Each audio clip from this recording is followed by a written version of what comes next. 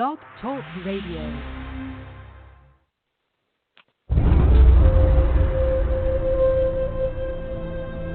He is the last of his kind.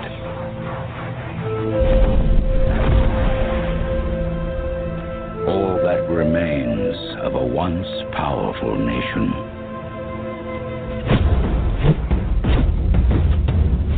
Some think he is a myth.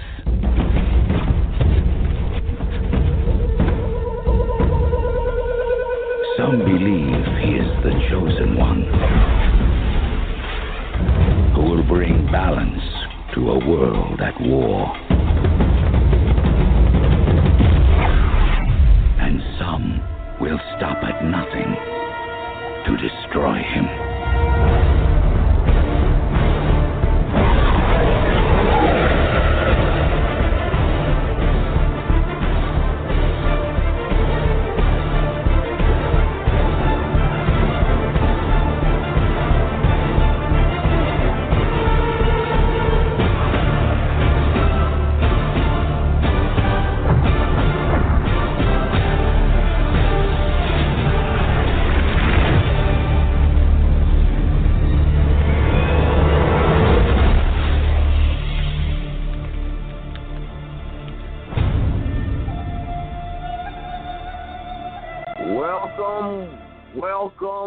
Welcome, Moorish Talk Live 100. Today, I'm going to be interviewing an illustrious brother. We're going to be discussing how was the name America and American distorted to steal the land of the native, aboriginal, and original people of this hemisphere. My special guest will be Brother Abdullah Bey, and he has the Moorish civil letter. He's going to be on here with us this evening. Keep in mind, the phone lines will be open. The number to dial into this broadcast is 310-982-4184. That's 310-982-4184. Press 1 on your dial. That'll let me know you have something to say. That'll give me an indication from this end on the switchboard, and I'll press the little button. Now you'll be live on the air. Okay, so y'all sit still, and we're gonna get down into this thing. It appears that my guest has already arrived. I want to know the gentleman is a wordsmith. He deals with etymology, and he's going to give us a background on all of that so we'll know exactly what this is about, okay? Before we go into this thing, I'm going to go to a quick commercial break, and when we come back, we'll be ready to go. So y'all hold on a minute. We'll be right back, okay? Okay, everybody, listen up. If you have been served with papers for foreclosure, or if you are already in court fighting foreclosure, call Tarhaka Bey at area code 904-303-9061 for the foreclosure killer. You can visit our website at www.newdebtelimination.com. You don't have to lose your home. Call Tarhaka 904-303-9061 before 7 p.m. Eastern Standard Time. Stop foreclosure dead in its tracks. Okay? One more time. Our foreclosure killer package not only comes along with the necessary documents that you need, but also your very own personal coach to walk you through the process of saving your home. If you've been foreclosed on already, or if you've received documents stating that you'll be foreclosed on, or if you are already in the court fighting a foreclosure, contact Tarhaka Bey, 904-303-9061. Also visit our website at www.newdebtelimination.com. Stop foreclosure on your property. Let's stop this unlawful practice. Contact me, 904-303-9061. before 7 p.m. Eastern Standard Time. Peace. Okay. Ladies and gentlemen, keep in mind that when we get done here this evening, this broadcast will be converted into a YouTube video. So keep your eyes open. We'll be posting this stuff and making sure that everybody get a chance to not only hear it on YouTube, but you'll be able to look at previous broadcasts that we have done. Okay? All right. Let's go. Let me bring my guest in. It appears that he's ready to go right now. Area code 215. Are you with us? Yes, I am. Islam, fella. Islam, Mo. What's up? All right, man. It's been a minute since I've been on your show. Okay, well, look here. I'm glad to have you here because you do such a wonderful job. And everybody ain't up on the game like you. And I know when you come in, you got something to say. And I definitely want you all on here to rock this time here this evening, man. You want to give so we might have quite a few new people here today. Why don't you give listening audience some background information on you so they know exactly who you are, what you got going, where you at, and what it's about, man. Yes. I'm Abdullah Bey. I have a website that's been up since 2012. That website is moorishciviletter.net. That's moorishciviletter.net. I have a book that I put out that I published in April, actually, called The Illuminati and Illumination of the Mind, Ancient Musical Scale, Pineal Gland, Cellular Memory, DNA, and that you can get my book by going to my website, moorishciviletter.net, moorishciv as in Victor, ILETTER.net. You go to the video page of my website. At the very bottom of the video page, you go to the donate button. Now, the book is not on there, but to get the book, you go to the donate button. The book is $28 and $4 for mailing. So send 32 notes, and the book is titled Illuminati and Illumination of the Mind. So that's how you get that. So you, once again, go to the video page. At the very bottom of the video page is my donate button. 28 for the book, 4 for mailing. So I have that going on. I've been studying etymology, which is the history, origin, and true meaning of words since 1998. I've written 2 books in etymology and vocabulary. Etymology and vocabulary is something that you won. I have an etymology and reading page on my website. I have a grammar, etymology, and reading. I have a semantics page. Semantics is the science of meaning. Etymology is the history and true meaning of words. So I have that going on as well. I put out a newsletter, my first newsletter called the Moorish Civil Letter, as you mentioned. And back in 1995, it was a 8.5 by 11 newsletter, and I expanded it to a newsletter format in 2003, and now on the website in 2012, moorishciviletter.net. So those are the type of things. I also have Moors and Masonry book coming out called three more books coming out this year. Moors and Masonry Part 1, a book I've been working on and researching for 15 years or so. I have the book that I'm going to be talking about tonight, the American ? Or United States Citizen ? That book's coming out this year, and the Masonic Compass and Square and their connection to Timekeeping and Measurement is coming out this year. So those books are already in the process. What Moors and Masonry is already in the process of being laid out. The American United States Citizen book will start the layout at the end of this month or beginning of next month. And that book should be done before the year is out. And the Moors and the Masonic Compass Square book, that should be done before the year out, early next year. And I have 3 or 4 books coming out next year. Moors and Masonry Part 2 will be out in the early spring of next year. Etymology and Semantics books will be coming out. I have a book called Teaching Nationality, My Experience of Teaching Nationality to over 5,000 students in the Canyon Public Schools, which I did over the period of 10 years. So that's coming out next year. Race and commerce disguised as commerce and race disguised as human trafficking. Commerce and race disguised as human trafficking.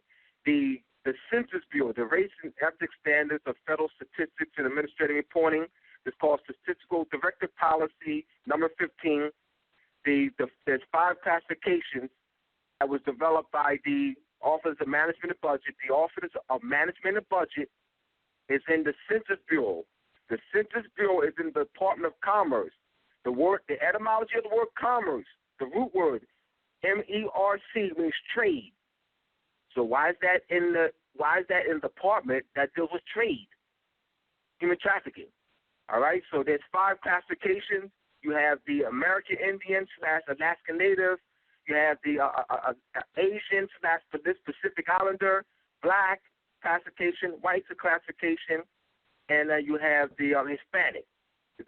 So those are the 5 classifications that's used. All jobs, all hospitals, recreational centers are subjected to this unconstitutional federal statute. It violates national and international law. 1948 Human Rights Proclamation, Article 15, Section 1 reads, everyone has birth and right to a name and nationality. United Nations Human Rights Proclamation, 1979. That's 1979 was the international that Principle 3 of that Declaration of the Declaration of the Rights of the Child reads: every child has birth and right to a name and nationality. Black is not a nationality. Negro is not a nationality. Colored is not a nationality. African American is not a nationality. So there's a violation. So you don't the students, over 10,000 students, have asked me this question. Mr. Bey, what are you? Out of those 10,000 students, only one student, those 10,000 students being more classified as Black, Negro, Colored, Latino, African American, Hispanic, West Indian. All right? And mostly both classified as Hispanic and Latino, Black, Negro, Colored, and African American. Only 1,000, hear me out, asked me the question. He first asked me, Mister, what are you? I paced the floor for a few seconds, and then he corrected himself. He corrected himself and said, what is your nationality?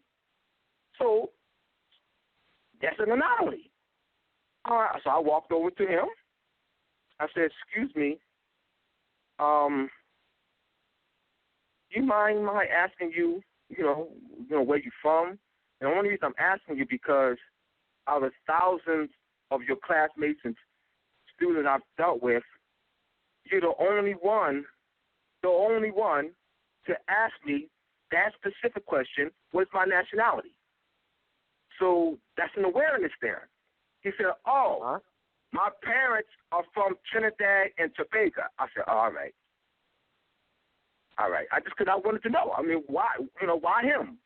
Out of 10,000 students, why this one student asked me, what is your nationality? When he first asked me, what are you? I paused, and he corrected himself. That's awareness. It's awareness. So you don't want to answer to what are you? What is your nationality? Black is not a nationality. Colored is not a nationality. African American is not a nationality. And Negro is not a nationality. So that's it. So there. So now, those are the type of things that I got going on. I've been working very hard and working to get these books done. And I've been on for the past month. I've done quite a few different blog talk shows, and this topic is apropos. Question is, I'm going to go into the astronomy of July 4th. I have about 3 hours, so I got a lot of time here. Question: is July 4th, 1776, the birth of America? What is July 4th? What are they actually celebrating? Are they actually celebrating the independence of a government? Are they actually celebrating the independence of a country? Are they actually celebrating the independence of a nation? What are they actually celebrating? So you're going to learn in a few minutes what is actually being celebrated. Okay. On July 4th is the Egyptian New Year. It is the Egyptian New Year is tied to the heliacal rising of Sirius. Heliacal is spelled Helica, the Greek word for sun. Hell, you have hell, holy, and the Latin form, the Latinized form is sun, or sol actually, S-O-L. So the S-O-L is Latin, the H-O-L or H-E-L is Greek.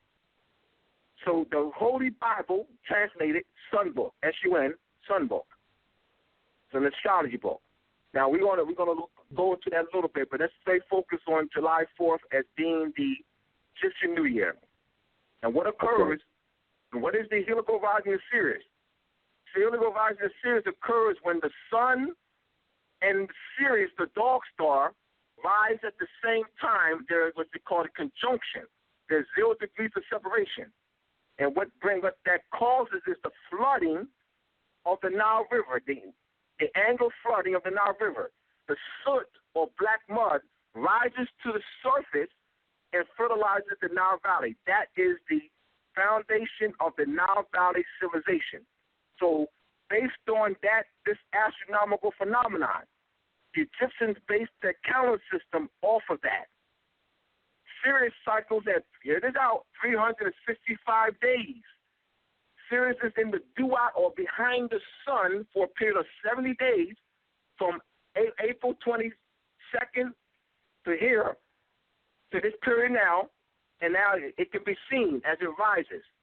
Now let's talk about some imagery that are seen, that are viewed in Masonic lodges.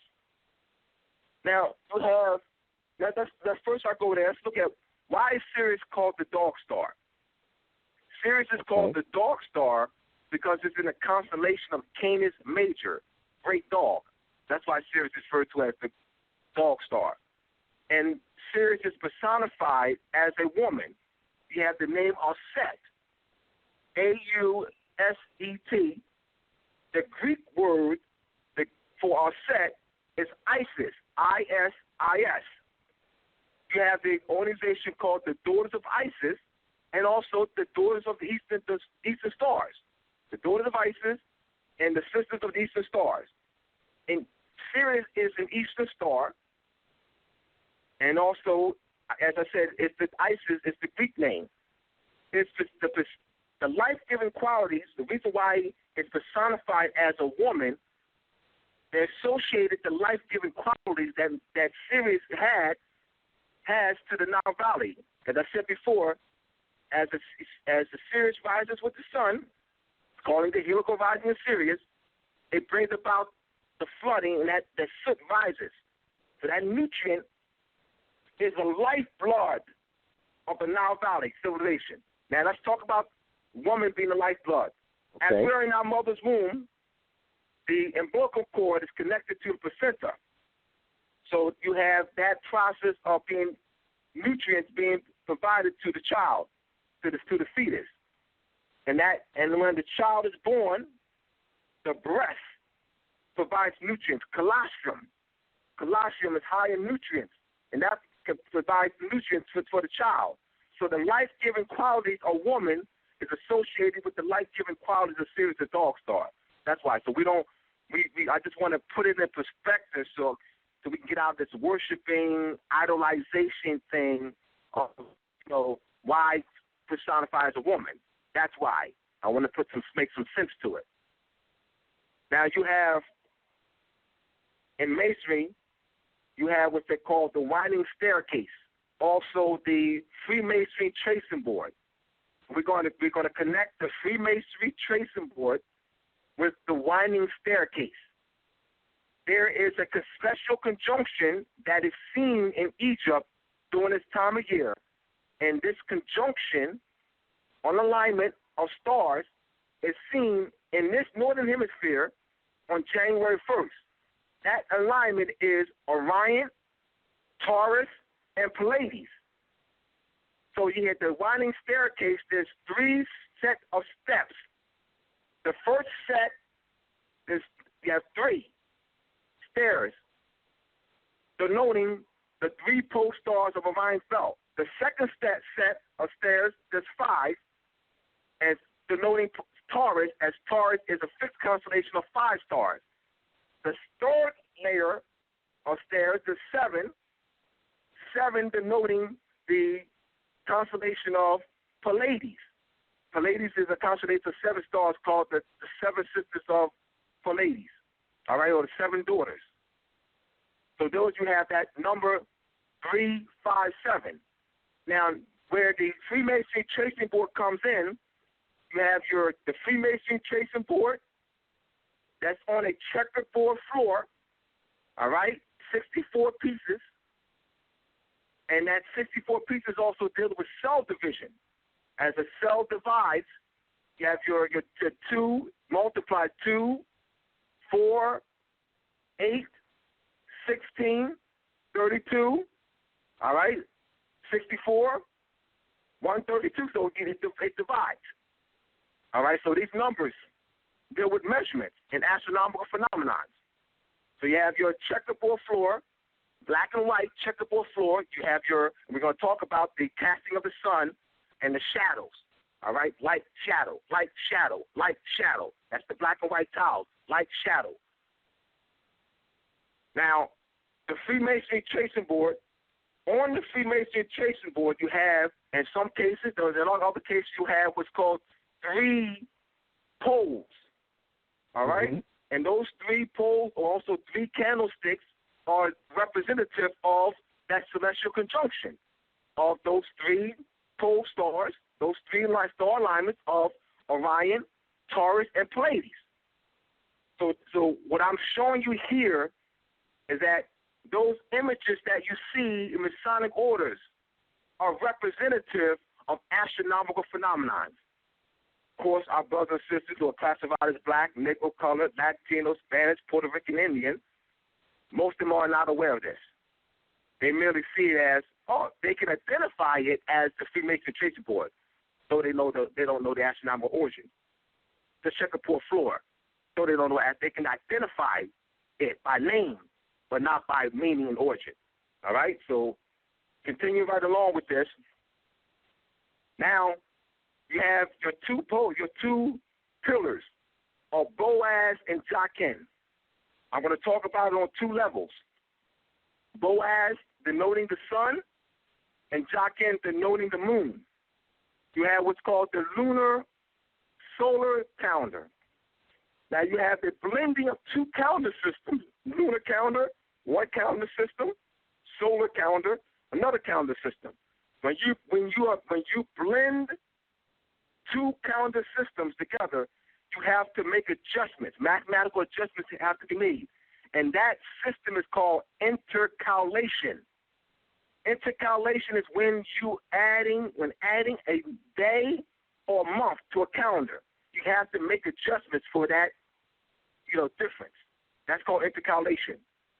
Now, our brothers and sisters, our brothers who are Shriners, hear me out, my brothers and sisters, my brothers who are Shriners. The image that you wear on your Moorish fez is a distorted image. Everything that's on the fez is yours, but the way it's presented, the scimitar, the Europeans, not us, the Europeans place the scimitar above the crescent of the star. You'll see some of the fezes where the scimitar is placed above the crescent of the star, and others where the scimitar is placed where the heart is. All right, it's placed in between the crescent and the star. That's where the heart is. And what that represents, my brothers and sisters. See, we just wearing things. We don't know what it means. The way Europeans are presenting it. What that means is the subjugation of the culture, of the lunar culture, of the lunar calendar, the crescent denoting the lunar calendar. the star denoting the Venetian calendar. So we're going to talk about both the lunar calendar and the Venusian calendar, the Venus calendar. So every 28 days, the moon cycles 13 times a year. The moon goes around the earth in a period of 28 days, 13 times a year. As the earth is revolving around the sun, the moon is revolving around the earth. So that 28-day cycle, the word moon, the Indo-European root for moon is me with the macron, the M-E, with the macron above the E. It means measure. It's a measure of time based on the cycle of the moon. It's a 28-day cycle. So there you have Professor Kuhn. There are amulets, bracelets, in the forms of crescent star, necklaces, statuettes that have the crescent star. This was dominant. The lunar calendar was predominantly used. You have it throughout the Middle East, also the Mesoamerica area, North America, all right, parts of Egypt, and other parts of Africa. Well used in many areas. The Europeans have suppressed that. So wearing the scimitar, having the scimitar above that crescent star and also between it, it's representing that subjugation, that subjugating of that knowledge of the ancient lunar calendar system, as well as the ancient Venetian calendar. In the Mesoamerica area, you have what's called the heliacal rising of Venus around April, May. As Sirius brings about the annual flooding of the Nile River, the heliacal rising of Venus brings about the raining season, which is needed for the corn maize, what's it called, cornucopia, horn of plenty. So that horn is representative of the lunar calendar. Talk to me. The image of men, the goat of Mendes out of Egypt. The goat is an ancient symbol of fertility. What the Europeans did was they took the sacred image of the goat that represents fertility, and they distorted the image. And you know that image called the devil. The devil, the gory image of the goat, the image that you see as the devil all your life, is just a misrepresentation of an ordinary goat. That's all, fam. That's all it is. It's just a misrepresentation of an ordinary goat denoting the lunar calendar. They made it gory. So what they did was they distorted. The word sin, they distorted that meaning. It's a Sumerian word for moon. So sin is the moon. So what the Europeans have done with anything, any word or image that related to the moon, they distorted it. That crescent star, scimitar, more scimitar above the crescent star, the distortion of the word sin, the distortion of Friday the 13th, all right? Friday the 13th, right. Friday, frega, Old Norse word frega, love, the word free comes out of that. The Latin word is Venus, day of Venus. And I said that the Venus is the largest planet in the sky, and it deals with fertility and fecundity. So anything that's dealing with fertility, agriculture, fecundity, the ancient lunar calendar, the Europeans attacked and suppressed and distorted. They used it for themselves. But keep in mind, this was a major key to the culture. So they distorted it so they what? To get you not to recognize it. So they recognize the practice, they recognize the power in that. So keep in mind. Okay, so what we're dealing with, you're giving us a complete breakdown. I did a broadcast a while back on time, 1320 versus 1260, which is a man-made artificial constructed time. What they have done, and you were absolutely correct, they attacked the native peoples of the planet and forced them to deal with an artificial man-made constructive time and suppressed and usurped real time, a natural time. All nature on the planet operates in real time. On the birds, bees, all animal life, all plant life. There you go. Which was connected to the natural order of things. Yes. And by man being blinded to what has taken place, because over a period of time they forced this thing to kill thousands and thousands of people to force this artificial man-made constructive time to the point now we have the Gregorian calendar, and everybody in all nations on the earth and everybody try to live within the confines of a man-made artificial constructive time connected to a Gregorian calendar. They have led us to believe that the this thing is real time, which it is not. We run and we rip. We everybody's trying to get somewhere in a certain length of time. That is not the natural order of how life is supposed to go. This thing it's insidious. It has circled the entire globe. It has replaced the natural biosphere with a technology sphere around this entire planet. It's really messed us up. But go ahead on, brother. Let me clarify some points, Tarhaka. What you're calling the Gregorian calendar is actually the Egyptian calendar. There's no calendar that ever existed called Gregorian calendar. Let me explain. Quote unquote Pope Gregory did. And the reason I'm saying quote unquote, because I'm saying quote unquote Pope Gregory, people say, why are you saying quote unquote Pope Gregory as opposed to Pope Gregory?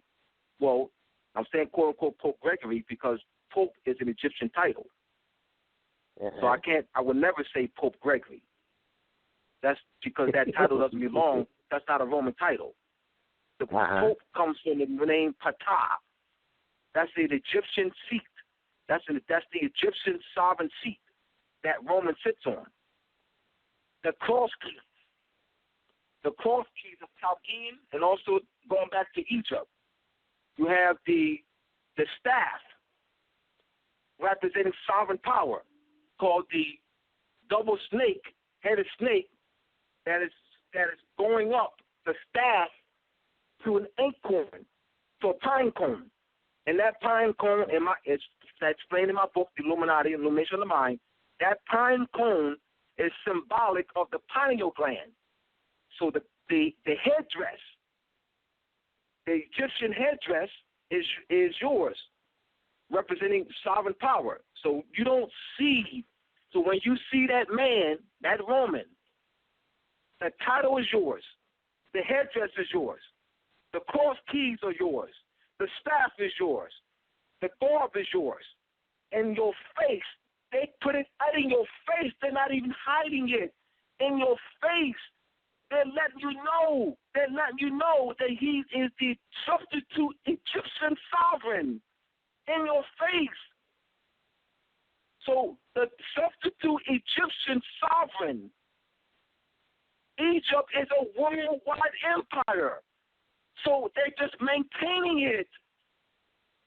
Why is he going all over the world? Because they're maintaining the system. They didn't develop Jack. They're maintaining the Egyptian system and power. So you're thinking that they developed it. That's Roman. That's Egyptian. So he's the Egyptian substitute sovereign. That has to be correct, because we're dealing with a race of people who have no history. They were illiterate as early as the 10th century. You have to be correct in that. I mean, they don't there's none of that they have invented and brought nowhere of any value. So that's my point. That's my point. All right. So I want so understanding the position that it's an office. It's the throne. So he sits on the throne, the Egyptian throne. Saint Peter. The name Peter comes from the name Ptah. So the seat of Saint Peter is the Egyptian seat of Ptah. It's right in your face. So what they're doing, they're covering up through language by transliterating words out of its ancient forms, and they put it in and right in front of your face. But because you don't understand language and how language are transliterated from how words are transliterated from one word from one language to another to hide the history. The motive is to hide the history and to spill the bullfight. So they say Peter, they say, well, that ain't got nothing to do with us. Yes, it does. You just don't know how to trace it back. Yeah, they're saying Pope. That ain't got nothing to do with us. Yes, it does. You just don't know how to trace it back. That's it. I mean, that's, right in front of your face. But they know they can do it in front of your face because they control the institutions and they control the literature. That's why they can do it right in front of your face. They're not even hiding it. Right in front of your face. That's the now, what is the relationship between the ancient African Egyptians and the ancient African Moors? All right, great question. You have Upper Egypt and Lower Egypt. You have the white crown and the red crown. I want people to Google this right now. So they can see. They have to see it. They have to see the crown. They have to see the crown so they can see that fez is an Egyptian crown. They have to see the image. I can say it. I want them to see it. I want them to see the crown of Upper Egypt. I want them to see the crown of Lower Egypt. And you'll see the fez. The fez comes out of that. That's the connection. It's one and the same. It's one and the same. No separation. It's one and the same power, family. It's the same power line. It's the same, no difference. Same sovereign power. That's an Egyptian crown. Upper Egypt and Lower Egypt. The crown, the red crown, and the white crown. Well, my That's brother, the I tell connection. you what, That's one and the same. You bet 1,000, and this is some science that I have very, very few people to communicate with to try to get people to understand this type of science, because one thing, they don't hear this in any colleges and universities across the country.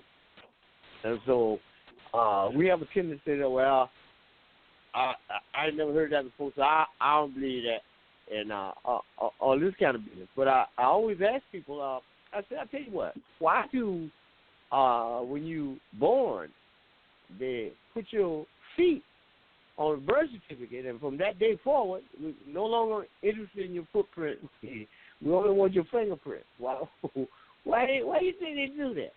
What's that about? And they think about it. They say, well, I don't know. I said, well, when you figure it out, you tell me. Well, they're not going to figure it out. Very interesting. They have to have some knowledge too. You'd have to be guided into right knowledge, right thinking on that area. So this, so just putting people. So this is all tying to July 4th now. This is all tied to July 4th. You see how elaborate this is? We're talking about July 4th now. I'm making connections, showing you how it's all interconnected. I was all interconnected there, and I'm continuing right along. Now the two pillars I gave you the lunar solar calendar. Now also 2 pillars also symbolize the solstitial points. Solstice is SOLSTICE, and it means stand still. Sun stand still. So you have SOL, sun, Latin word. The root word STI, which means stand. So those 2 solstitial points, you have your summer solstice, June 21st in the Northern Hemisphere, and you have your winter solstice December 21st in the Northern Hemisphere. And what occurs astronomically is that on June 21st, the sun is at its outer limits. The path or paramotion of the sun reaches its outer limits, reaches its apex. All right? So it reaches its furthest elevation. So once it reaches its further elevation, that point of the sun's furthest elevation is called the summer solstice point. Now the sun is descending. And 6 months later, the sun is going to reach its lowest declination point. And that lowest declination point is called the winter solstice. These points are determined based on the knowledge of astronomy and mathematics. So we got to get out of the belief system. And how to get out of the belief system, teach them astronomy and mathematics. So those pillars denote those two solstitial points. In Masonry, they refer to the summer solstice point as the cornerstone or keystone. And the cornerstone and keystone is laid in the northeast. Why? Because the summer solstice sun rises in the northeast. City Hall, William Penn, the statue of William Penn on top of City Hall in Philadelphia, faces northeast. It's an observatory, family. Now that marker of the cornerstone or keystone is laid to find the winter solstice point and your two equinoctial points. Your vernal equinoctial point marked at March 21st in the Northern Hemisphere, and your autumnal equinox point marked at September 23rd in the Northern Hemisphere. Those are your 2 points forming your cross. So to first find, it's easiest to first mark lay the cornerstone or keystone in the northwest. So you're marking the summer solstice point. Then you can find from there, you set the point, you can find the winter solstice point and your 2 equinoctial points. Masonry, so now what occurs as the sun is at its first elevation on June 21st, it hovers for 3 days. June 22nd, all right, June 23rd, all right, June 24th. That last day, Masons call it St. John the Baptist Day. You have St. John the Baptist Day on June 24th, St. John the Evangelist Day on December 27th. Now, the name John, coming from the Babylonian name Hermes, the etymology of it means fish.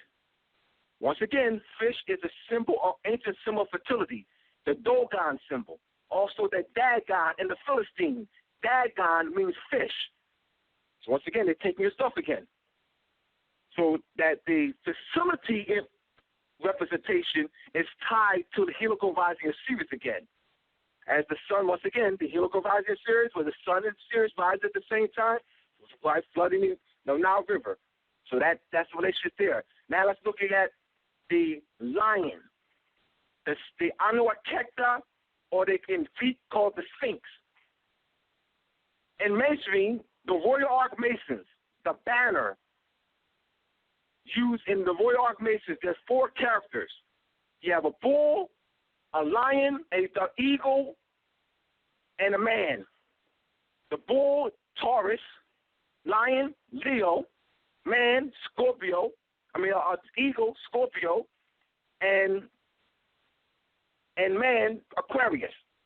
Those are 4 points of 2,000 years ago. 2,000 years ago, the summer solstice sun rose in the constellation of Leo.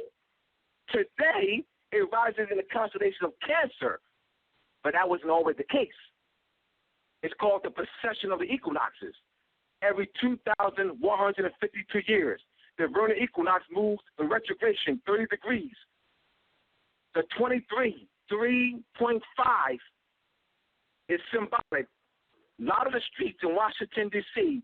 are laid at out at a 23.5-degree angle, representing the precession of equinoxes. Come on, y'all. The Knights Templar used the cross tilted at a 23.5-degree angle. Within the cross is placed within a crown. That crown is symbolic of the 12 signs of the zodiac. So that cross being tilted at a 23.5-degree angle, placed within the cross, is symbolic of the precession of equinoxes. This is our stuff. How important is it for us to know astronomy, astrology, and about the zodiac? All right, let me say this, Tarhaka. Sinetta asked me in November of 2013 when I was on the show for the first time, and I put out, and next month I put out the paper called Masonic Gate. And for anybody to get the past issues of Masonic Gate, go to my website, moorcivilletter.net, and go to Masonic Gate page, $1.50 for each back issue. He asked me, he said, Abdullah, why are you reaching out to the Masons? Because that, I named it. The reason why I named the paper Masonic Gate instead of Moorish Civil Letter, because I contemplated whether to call it, to reissue the Moorish Civil Letter or develop a new paper called Masonic Gate. The reason why I did that was that I wanted to reach the name of Moorish Civil Letter would not reach out to the general public. Only those who will be attracted to the name Moorish Civil Letter are conscious Moors. I didn't want that.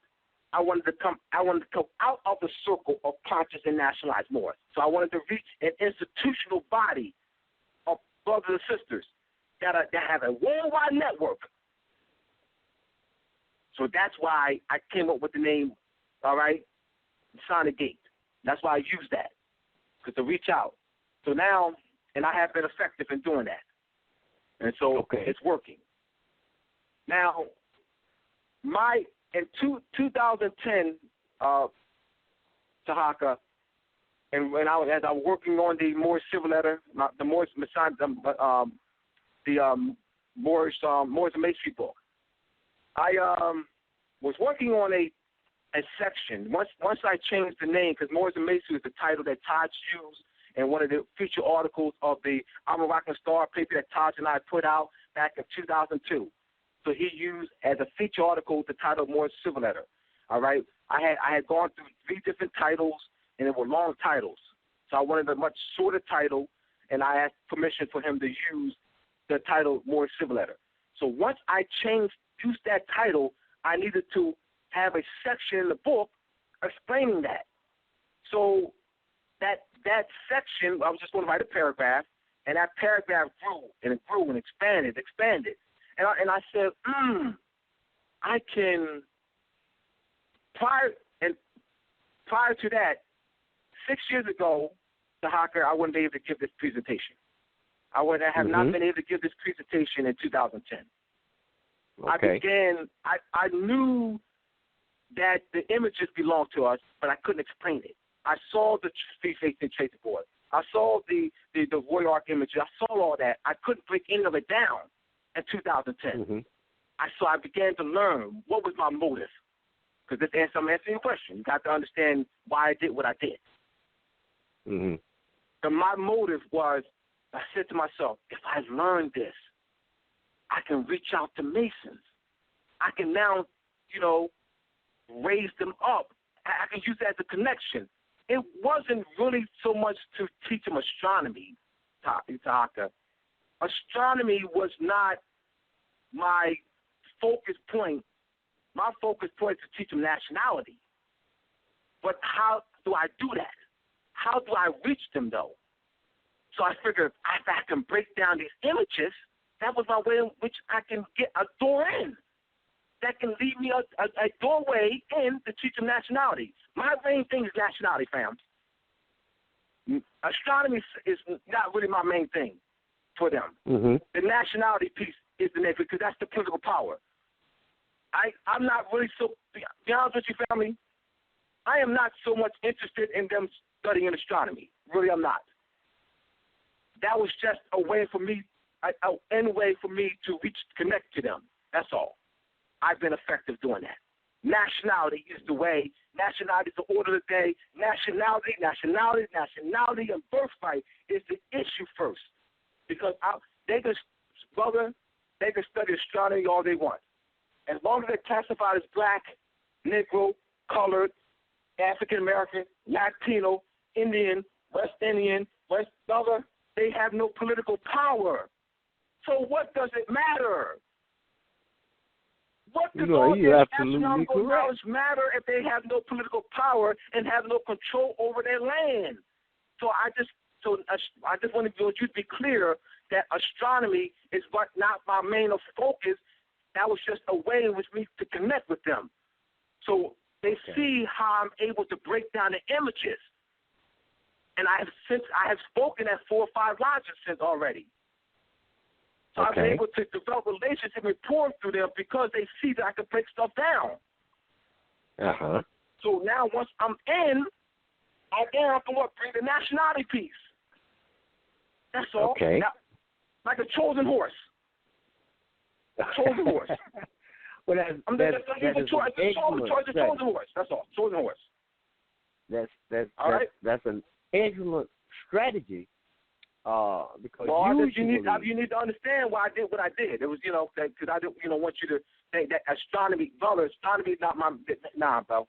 Because without the political power, I said before, brother, that don't mean jack. If you don't have control of your land and you're subjected to the occupational colonial power known to the world as United States America /US/Jew.S./USA, falsely known as America.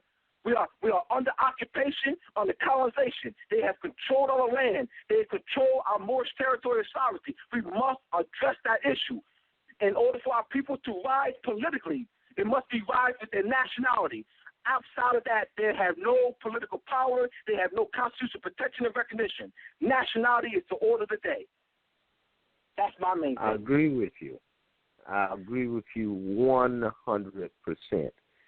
But I also know that people, especially our people, would do anything to gain a benefit of border law. And they respond to certain things. It takes us a little while to wake up. And you're absolutely correct. Without knowledge of self, without clearly defining yourself and having a full knowledge concerning your nationality, it stands to reason to me that an individual needs to learn everything that he can possibly learn about his ancient story. Knowledge, we always hear people say knowledge is power. That is absolutely correct. But I believe real power comes from knowledge acted upon and implemented. And the sciences that we're discussing here today is all a part of our ancient culture. Astronomy, astrology, the zodiac, all of it comes from us. The greatest people who ever walked the face of the planet, the greatest civilizations ever been in existence. But go ahead, brother. Finish your. Yes. Tell us all right. more I wanted to answer your question because I couldn't answer it in 1 minute. You need to understand why I think the way I think, why I did what I did. Right. That's okay. Right. Go ahead. Right on. Yes. So, let's go back to the 2 pillars, and let's go back to the Anuaketa called in Greek called the Sphinx. You have the body of the lion and the head of a man. That's representative of the 2 solstitial points where the sun rose in Leo during 2,000 years ago, and the summer solstice, the sun rose in the constellation Leo. The summer solstice, sun rose in the constellation Leo. The winter solstice, sun rose in the constellation of Aquarius 2,000 years ago, and that's what that represents. That the body of the lion is Leo, and the head of the man is denoting Aquarius. Now you have what they call the line of Judah. The line of Judah means the sun in Leo. Judah, Judah, coming from the Chaldean form, the IU, the name Jesus, coming from the Egyptian form, IE. So you have your four root forms, your four bilateral root forms, IA, IO, IU, and IE. Yahweh, all right, Yah, YAH, Jah, Judah, JUDA, all right, Jesus, IEOS in Greek, JESUS, all right, the US in Jesus is a Latin masculine determination. The OS in Greek is the Greek masculine determination, whereas the root word coming from a bilateral root system is IE, IO, IU. The IO is Phoenician. The IA, Babylonian. The IU, Chaldean. The IE, Egyptian. Out of that, the Europeans formed a language stock called, quote-unquote, Semitic languages. The Semitic, quote-unquote, Semitic languages are based off a tri-continental root system. The tri-continental root system comes out of the bilateral root system. So they orchestrated, coming from a transliterated, using the bilateral root system of Chaldean, Egyptian, Babylonian, and Phoenician languages, and created a new language stock stemming from those bilateral root system languages. So this is the way in which they're hiding. They're hiding. So they're suppressing that, you know, the Chaldean, the Phoenician, the Babylonian, the Egyptian, and they say, oh, Semitic. Yeah, Semitic. Yeah, Hebrew, Aramaic, Arabic. Yeah, Semitic. Mm-hmm. No. That's not the Hebrew ain't no first language. No. See the trap? So now they got us, you know, focused on the trilateral root concept, the root system as that is the origin. Nah, it ain't the origin. All right? So this is just the process of them stealing. All right? Stealing. Okay. So the name Jesus coming from the Egyptian name for the sun. Jesus is the actual sun. Let's talk about the son dies, or Jesus dies on the cross every year. And this story is told worldwide. The European occupiers of our land have co-opted the story and claim to be the originators of the story. The story is told worldwide. Buddha, Adonis, Confucius, Zoroaster. So you have the different names, all right, throughout the world with different languages and the same story. Mithra, the cult of Mithra, same story. So where you have a crucified Savior, book called by Percy Graves, the 16 Crucified Saviors by Percy Graves, Kersey Graves, Graves, Percy Graves, the 16 Crucified Saviors. Same story. Same story. They have manipulated. They have co-opted the story as if it's theirs, and that story is nowhere in the world. This is the story. We own the story. We control the story. That story is told everywhere in the world. It represents the death of the Son, the death and resurrection of the Son. And that death and resurrection of the Son is the death of the Son is called the winter solstice. And there's no hemisphere that occurs on December 21st, where the Son is at its lowest point of declination, hovers for 3 days, and 3 days in the tomb. After the third day, Jesus rises again from the dead. December 25th. Look at it, y'all. I want y'all to look it up. I want you to look up the period of the sun's rising from December 25th. The period of the sun's rising starting from December 25th. And what you'll see, that the sun will rise incrementally. by minute, in 2 minutes. Week later, 4 minutes. 2 weeks later, 3 weeks, 4 weeks later, you'll see that the sun is rising incrementally. 3 months later, it's on the equator. That's called the vernal equinox. 12 hours a day, 12 hours a night. Once you can see it, you can see the astronomy.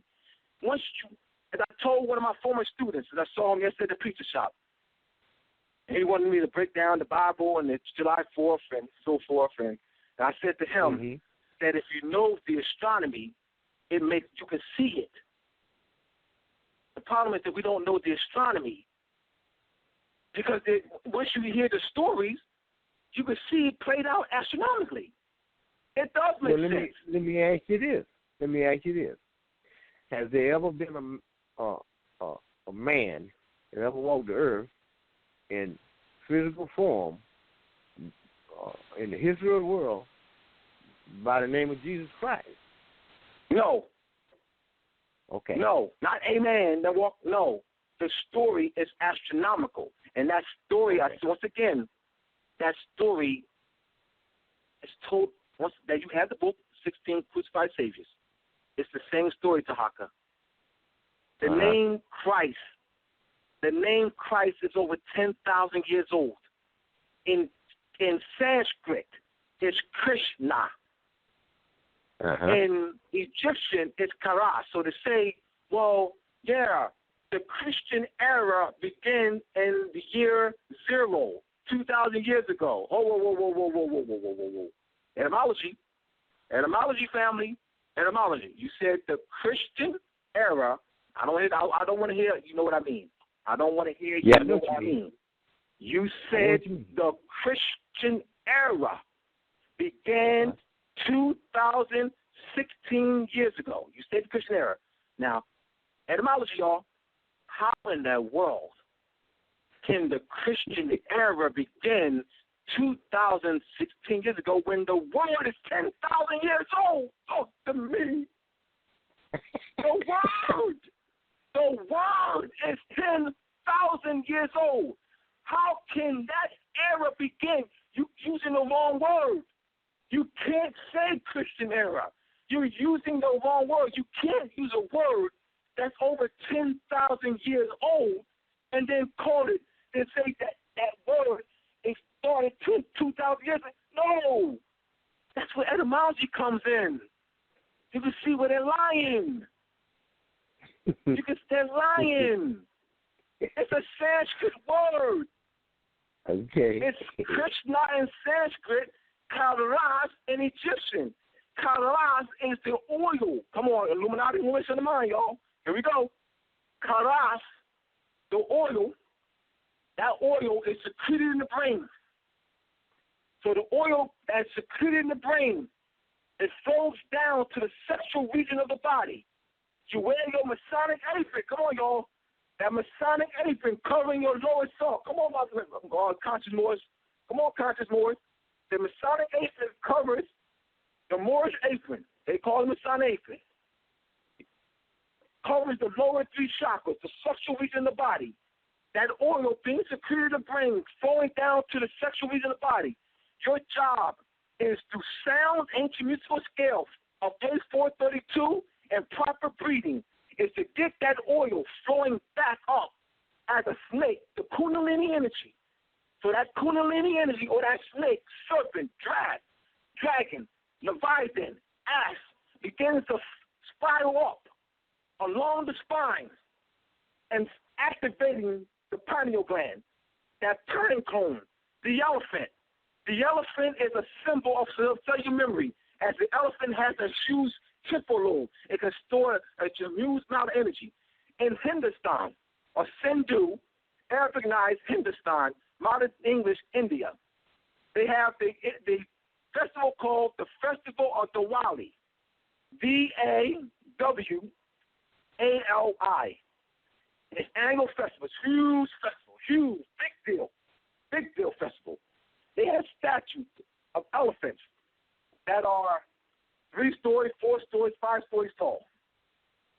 My brothers and sisters in Hindustan, they're smoked in the head. There's smoke in here just like blacks, more classified as black, nigga, color, Latino, Spanish, Puerto Rican. They're worshiping.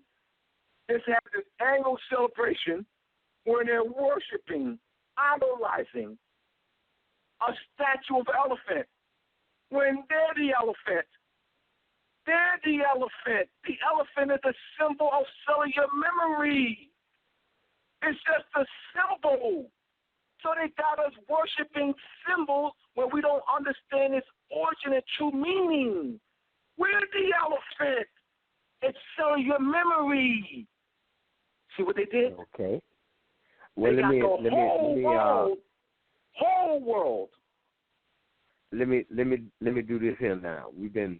We well over an hour going into our second hour into the broadcast, and I want to let the listening audience know. We got about 2 hours and 55 minutes. An hour and 55 minutes left, so we good. I just want to let the audience know that the number to dial into the broadcast is 310-982-4184. We're listening to Brother Abdullah Bey. If you have a question or comment, dial that number, 310-982-4184. Press 1 on your phone, and you'll be live on the air with us. That'll give me an indication that you have something to say. I'll open up the phone line. Brother, I'm going to take a quick break, and when we come back, we can continue. Okay? All right. Thank you. All right. Don't forget, ladies and gentlemen, 310-982-4184.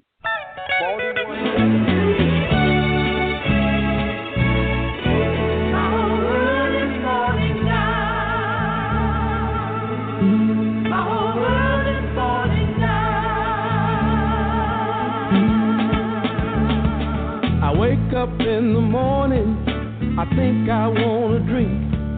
I can't even get water from the kitchen sink. The dog that we both loved and raised from a pup tried to bite my hand, Lord, every time I pick him up. Because I did you wrong, my whole world is falling down. Ooh, yeah, now. Crumbling all around me, all around. On your tears and my hard work, we built a home to live. I turned my back on you when you had so much love to give. Now this home is just a house, a place to lay my head. The roof must have a leak, Lord, 'cause it's raining in my bed. Because I did you wrong, my whole world is falling down. Ooh, yeah, my world crumbling all around me, falling on down. I never knew that you would be me, even though you've been mistreated. Don't you know your love is needed now? My whole world is falling down. Our world is falling down.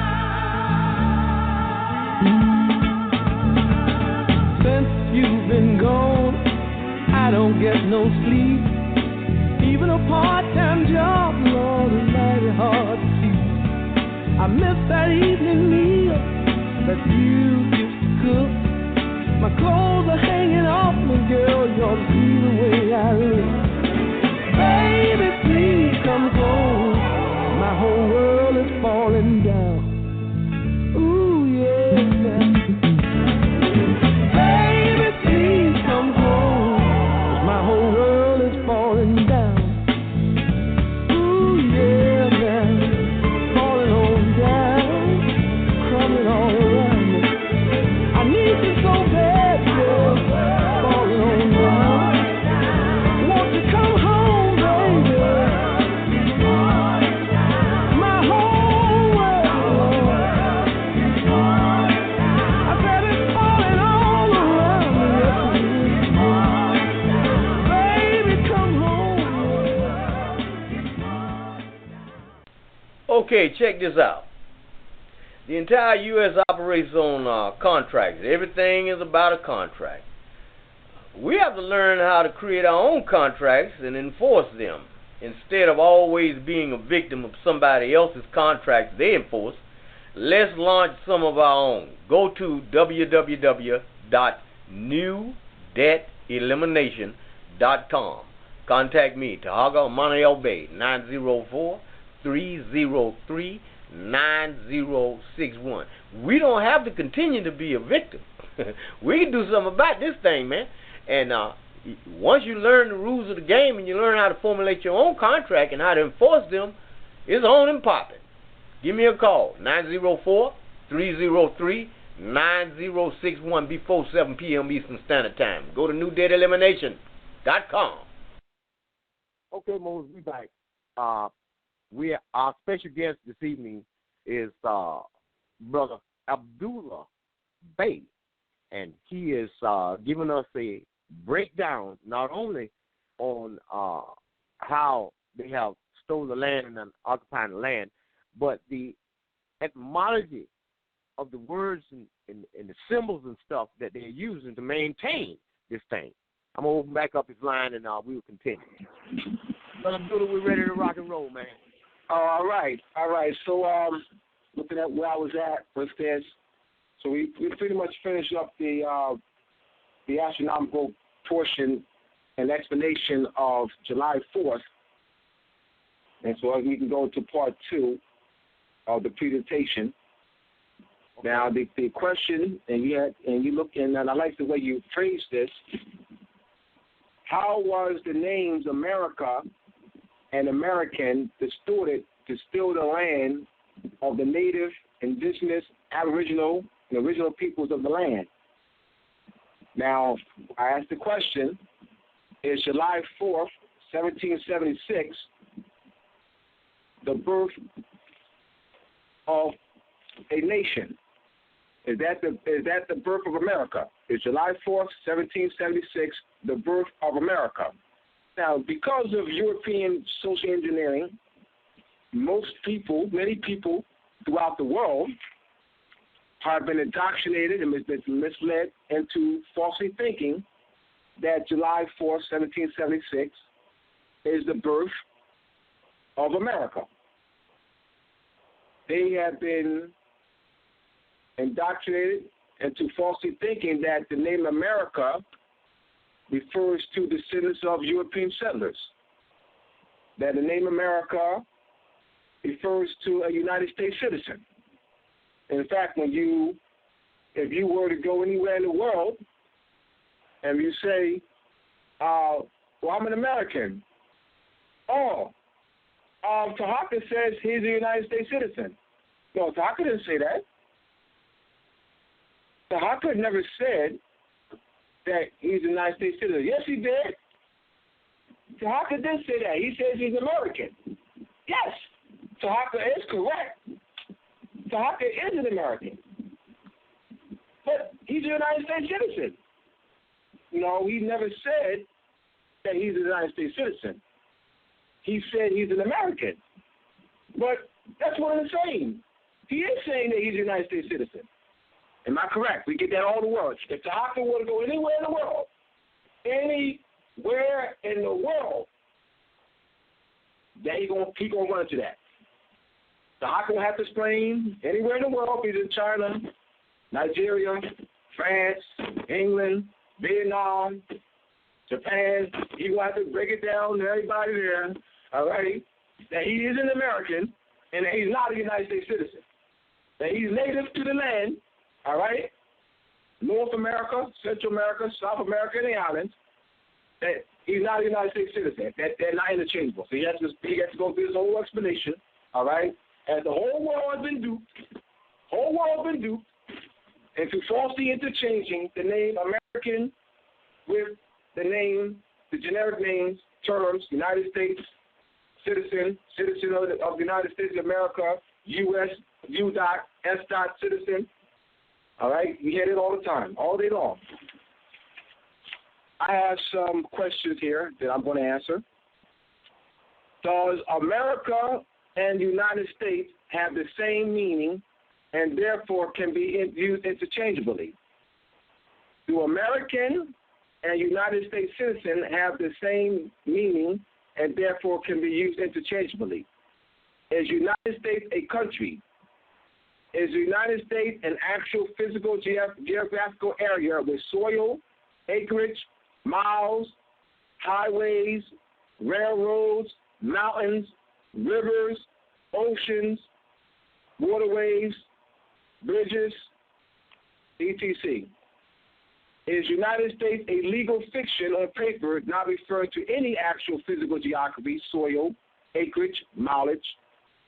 Is United States a European occupational colonial government occupying the land of the Moors? Are descendants of European settlers born in America who are of English, Welsh, Scottish, Irish, German, French, Dutch, Polish, Russian, or Swedish descent, Americans, free white people, or white? Can one lawfully claim to be an American and white American because one is a descendant of European settlers, English, of various nationalities, English, Welsh, Irish, Scottish, German, French, Dutch, Polish, Russian, Swedish, born in America? Does American mean descendant of European settlers born in America? Does American mean natural born or naturalized citizen of the United States? Is there a United States federal statute that defines American as, quote, a United States citizen? Are Europeans of English, Welsh, Irish, Scottish, German, French, Dutch, Polish, Russian, Swedish, etc. descent Americans and white Americans because they were born in the North American continent? All right, so these are questions that will be answered during the next hour and 40 minutes. All right? I trust that we have a lot of people when we go to question answering. All right, I love the question answer session. All right, and it's much needed. So let's look at this. Let's examine this. I'm going to start off by reading a presidential proclamation of Barack Obama of November 2015. So let me read this. All right. I'm going to open it up. Take your time. Presidential Proclamation, here we go. Presidential Proclamation, National Native American Heritage Month of 2015. By the President of the United States of America, a proclamation. American Indians and Alaskan Natives enrich every aspect of our country. As the first to live on this land, Native Americans and their traditions and values inspired and continue to inspire the ideas of self-governance and determination that are the framework of our nation. This month, we recognize the contribution made by Native Americans since long before our founding, and we resolve to continue the work of strengthening government-to-government ties with tribal nations and expanding possibility for all. Native Americans have helped make America what it is today. Native Americans have helped make America what it is today. Native Americans have helped make America what it is today. As we reflect on our history, we must acknowledge the unfortunate chapters of violence, discrimination, and deprivation that went on for far too long, as well as the effects of injustices that continue to be felt. While we cannot undo the pain and tragedy of the past, we can set out together to forge a brighter future, progress, and hope across Indian country and the entire American landscape. Across Indian country and the entire American landscape. Across Indian country and the entire American landscape. I'm doing that for a reason. Since I took office, I have worked with tribal leaders to write a new chapter in our nation-to-nation relationship, ensuring young people. Let me do this again. Since I took office, I have worked with tribal leaders to write a new chapter of our nation-to-nation relationship. of our nation-to-nation relationship. Ensuring young people have every opportunity to succeed is a critical aspect of our work together. And this year, my administration hosted the inaugural White House Tribal Youth Gathering following the launch of Generation Indigenous initiative aimed at improving the lives of Native youth and empowering the next generation of Native leaders. We will also host the 7th White House Tribal Nations Conference later this year, bringing together leaders of 567 tribes to explore opportunities for progress, with a particular focus on young people. As part of our agenda for providing Native youth the chance to realize their fullest potential, I have engaged tribal communities in a range of critical areas, and we have worked together to boost high school graduation rates and afford young people more chances to pursue higher education, employment, and professional development opportunities. We're also working to expand access to health and counseling services essential to ensuring youth feel safe and heard. My administration has continued to partner with tribes to address vital gaps and resources for Indian country, including equipping communities with broadband, rebuilding infrastructure, spurring economic growth, and increasing renewable energy. To confront the peril of a changing climate, we are also working with tribal leaders across America. We are also working with tribal leaders across America. We are also working with tribal leaders across America to develop effective approaches to protecting our communities from this grave threat. And because we know that fostering pride in the languages, traditions, and practices that make up the extraordinary riches of Native American culture is essential to our shared progress, my administration remains committed to ensuring every community feels connected to the extraordinary legacy that they are a part of. This month, let us reaffirm our responsibility to reassure each generation is defined by a greater sense of opportunity than the last, and let us pledge to maintain our strong relationship with tribal nations across America, our strong relationship with tribal nations across America, our strong relations with tribal nations across America. By keeping this commitment and by endeavoring to shape a future in which every citizen has the chance to build a life worthy of their hopes and dreams, we cannot assure that ours is a country. We cannot assure that ours is a country. We cannot assure that ours is a country that is true to our spirit and to our enduring promise as a land where all things are possible for all people.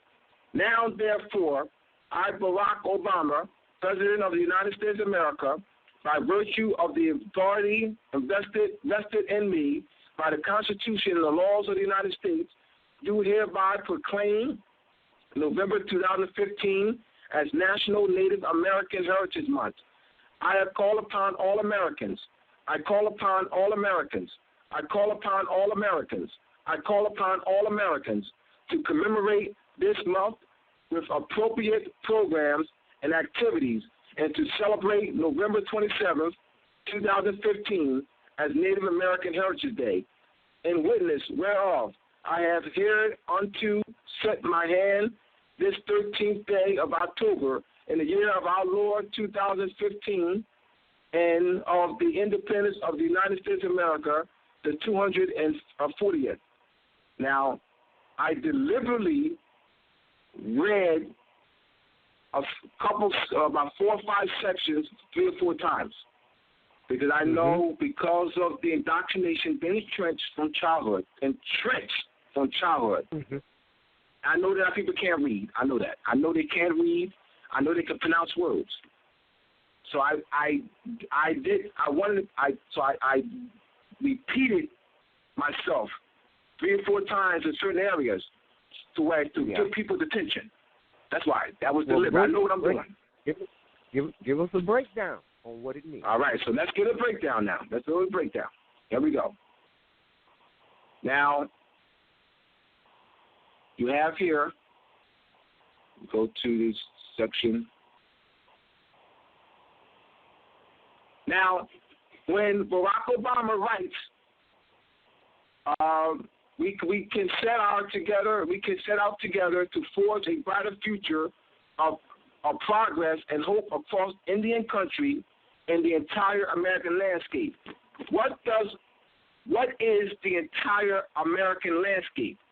What is the geographical parameters of the entire American landscape? Now, because of social engineering, those who are listening, all right, think that the entire American landscape is that landmass that they were taught in school, all right? They taught this landmass, they falsely called United States, USA, United States of America, all right, and falsely and properly, but though it's not complete, America. Though it's not complete, all right? It's part of America. It's not all of America, all right? So to say that America, it's not complete, because that's not all of America. That's not the entire American landscape. The entire American landscape is from Canada all the way down to Argentina, and including the adjoining islands, North America, South America, Central America, and the adjoining islands falls under the entire American landscape. I already know those who are listening, because of social engineering, it's why I repeated it several times, are not thinking that way. So once again, we can't read. So this is the deception. They've stolen. I got someone with a hand raised. All right, somebody come to speak. They can raise their hand now. They can raise their hand now. All right. Area code 347. Area code 347. You're on the air. What's your question, comment? It's Noble. Met to you, Noble. All right, my man. To you. What's going on, bro? Yes, Papa. Come on in, man. Noble? Everything's fine. What's your question or comment? That's good. Yeah, I want to make a quick comment to back up what Abdullah is saying, because what Abdullah is saying is true. Unfortunately, the European occupationers are putting out false geographical information to keep our people divided, and that's for immigration reasons. Because North America rises of the two countries, which is the United States and Canada. That comprises North America. Then the Isthmus, which is Central America, and then you got South America. So all that is the America. So our brothers from the Caribbean islands, right, and Africa, or where we at in the world, don't know geography because they're being miseducated not to recognize what America is. They're thinking that the United States is America, which is a farce. The United States is based upon the 13 colonies. Now, we've been to grade school here. Okay. And the 13 or I should say the British colonies, because the British colonies expanded their 13 colonies going down to the Caribbean islands, all right? Newfoundland, Prince of Quebec, Nova Scotia, Prince Edward Island, Bermuda, East and West Florida, and of course they would say British West Indies. So that was an extension to the 13 colonies. So the 13 United States is a phrase that's being used in the Declaration of Independence. But the beautiful thing that Abdullah is bringing out is that in 1776 have nothing to do with the birth of a nation. It has something to do with the constellation. All right? And so they're confusing people because they're thinking that that's when the independence occurred. All right? They say that this is the birth of a nation, but the people don't realize that the occupational Europeans are self-imposing, all right, quote-unquote New World Order all right, at a particular constellation, all right, because they want to harness in that energy. That's what this is all about. But I just wanted to just make that comment, you know what I'm saying? And Abdullah, you're doing a beautiful job, brother. And Brother Tarhaka, it's good hearing from you, brother. Hey, good to hear from you. Now, don't you hang up, but we got you on the y'all hold on, ladies and gentlemen. We got a big fish on the line. Y'all hold on a minute. We don't want this fish to get off the hook. Hold on. Now, there go my question. This is my question. How does all of this tie in with Noble Drew Ali's visit to the Panamanian conference? Well, let me. I could. If I give me the opportunity to finish so that people can understand the tie. All right. So go ahead. Let me so that just give me because I just started this section. Go ahead. Right. Ahead, so let's go back to the proclamation. All right. So let's go back to let's go down to the bottom here. I now, therefore, President Barack Obama, President of America, United States of America, by virtue, I call upon all Americans to commemorate this month with appropriate programs. I call upon all Americans. So when Barack Obama states that he's calling upon all Americans, is Barack Obama truly calling upon all Americans? Is Barack Obama calling upon Asians in Haiti, Dominicans in Dominica, Jamaicans in Jamaica, Peruvians in Peru, Colombians in Colombia, Cubans in Cuba? Is Barack Obama calling upon all Americans? All right? So I want to show the distortion here in the proclamation and how they're using America to tie it to themselves. Once again, how was the name America and American distorted to steal the land of the native, indigenous, aboriginal, and original people of the land? I am demonstrating to y'all in this proclamation, live and well, how the name America and American are distorted to steal the land of the original, aboriginal, native, and indigenous people of the land. In the 1936 Webster's Dictionary, the Europeans present two distorted and connotated meanings for the name American. They present the proper meaning for the name American in the 1936 Webster's Dictionary.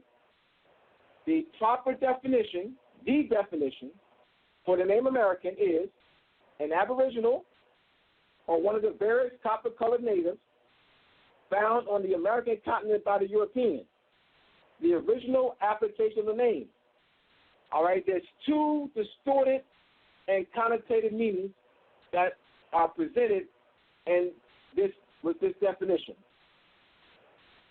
An American-born descendant of European settlers, a native-born or naturalized citizen of the United States. Now, keep in mind, let me go back to what the definition actually is. An aboriginal or one of the various copper-colored natives found on the American continent by the Europeans. Here's the kicker, the original application of the name. See how they slid the two connotated meanings in? And suppress the actual meaning, suppress the original application of the name. So when people read this proclamation, I'm calling upon all Americans, they're not thinking Mexicans in Mexico, Cubans in Cuba, El Salvadorians in El Salvador. They're not thinking Peruvians in Peru. They're not thinking Haitians in Haiti. They're not. See the separation? And you have our brothers and sisters will say, oh, I left Haiti to come to America so that I can one day become an American citizen. Well, hear that? I left Jamaica to come to America so I can one day become an American citizen. I left Dominica to come to America so I can one day become an American citizen. We hear that all day long. So our brothers and sisters, the Americans in South America, the Americans in the islands don't know that they're Americans. The Americans in South America, the Americans in the islands don't know that they are part of an American state, that their state is an American state in the American Republic. Look this up, y'all. The Organization of American States, OAS, Organization of American States. So if I were to ask the audience to name an American state, of course, because of social engineering, they're going to say New Jersey, Kentucky, North Carolina, South Carolina, Maryland, Connecticut, Rhode Island. They're not going to say Jamaica, Haiti, Costa Rica, Suriname, Grenada, Honduras, Bahamas. They're not going to say that. We already know that. I already know what they're going to say. That's social engineering. Once again, how was the name America? How is the name America names America and American distorted to steal the land of the native, indigenous, aboriginal, and original people of the land? All right? Now, continue right along. The masses of people worldwide, because of European social engineering, will refer to Barack Obama as the American president. Now, I didn't know Barack Obama was president of Mexico, El Salvador, Costa Rica, Cuba, Canada, Suriname, etc. The office does not exist. The American presidency office does not exist. If the office did exist, Barack Obama would be the chief executive officer. All right, you have your flow chart. All right, you have Barack Obama, all right, President of America, all right, and under that flow chart you have Mexico, Canada, Argentina, Honduras, Brazil, Costa Rica. That's what the flow chart would look like. If the office did exist, that's what the flow chart would look like. He would be the chief executive office of them all. The office does not exist. Once again, how the Europeans are using the names, distorting the names America and American to steal the land of the native, aboriginal, and original peoples of the land. I'm demonstrating. You will also hear that I'm an American because I was born in America. I'm an American. You'll have Donald Trump and Hillary Clinton. We'll say to you. What does America? What does the word American mean? Who chose that? Where did that come from? All right, let's go back again, Tarhaka. In the 1936 Webster's Dictionary, there is the definition, the original application, the original meaning for the name American. Let me read it again. Aboriginal, or one of the various copper-colored natives found on the American continent by the Europeans. The original application of the name. That's the answer. That's the answer. Okay. Now, the Europeans, through social engineering, added the word native to the word American to steal the land. So they got us thinking that the name American and the term Native American have two distinct meanings when they do not. That the term Native American is a fraud. That's a fraud. They created that term to steal the birthright. They claimed the name American, right? and they attached the term Native American to those on reservations. There's no need for the term Native American. Why? Because the name American means native. You don't need to say Native American. American is native. That's a fraud. They created the term to steal the birthright. I'm showing you. I read the proclamation. And the they put native. The November of 2015 is what? Native American Month. They used the term. They created the term Native American, and they use it. They have what's called the Native American Program Act of 1974. In the I-9 form, the appointment and verification form, the term Native American is used. You have those three sections of Section A, B, and C, where identify documents that are acceptable for identification. They have A, B, and C. The Native American tribal document is listed in the B section as well as the C section. But they created a term and a legal definition to connect with the term. So understanding how they're doing it, I am demonstrating once again the word Native to American. So the mass of the people, you have those on reservations. You go on reservations, y'all, and they'll say, we're not Americans. We're Native Americans. We're not Americans. We're Native Americans. See?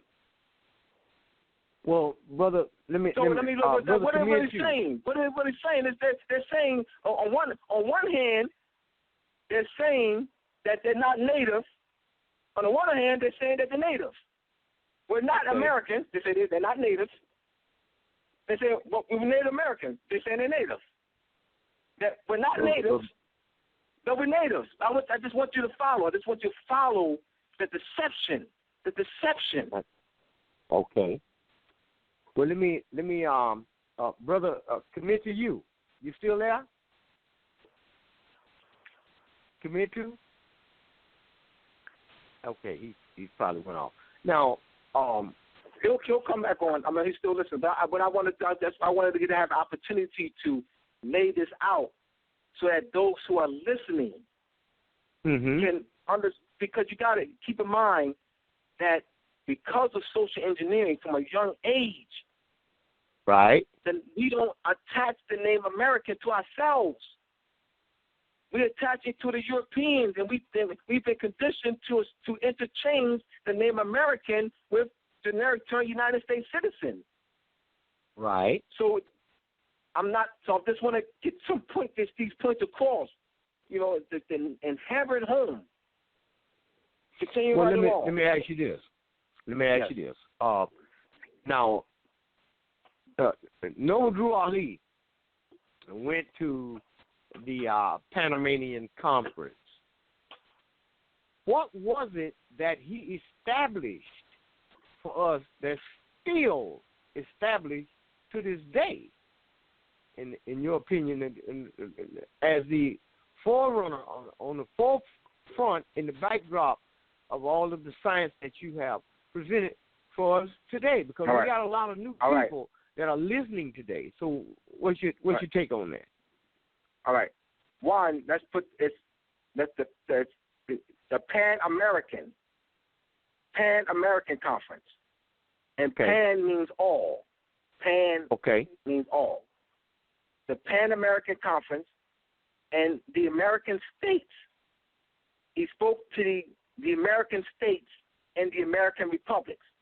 The American states include, this is what I'm saying, you got to break this down, because you just say Pan-American. If you just say Pan-American Conference, that, you brother, without breaking this down, that means nothing to those listening.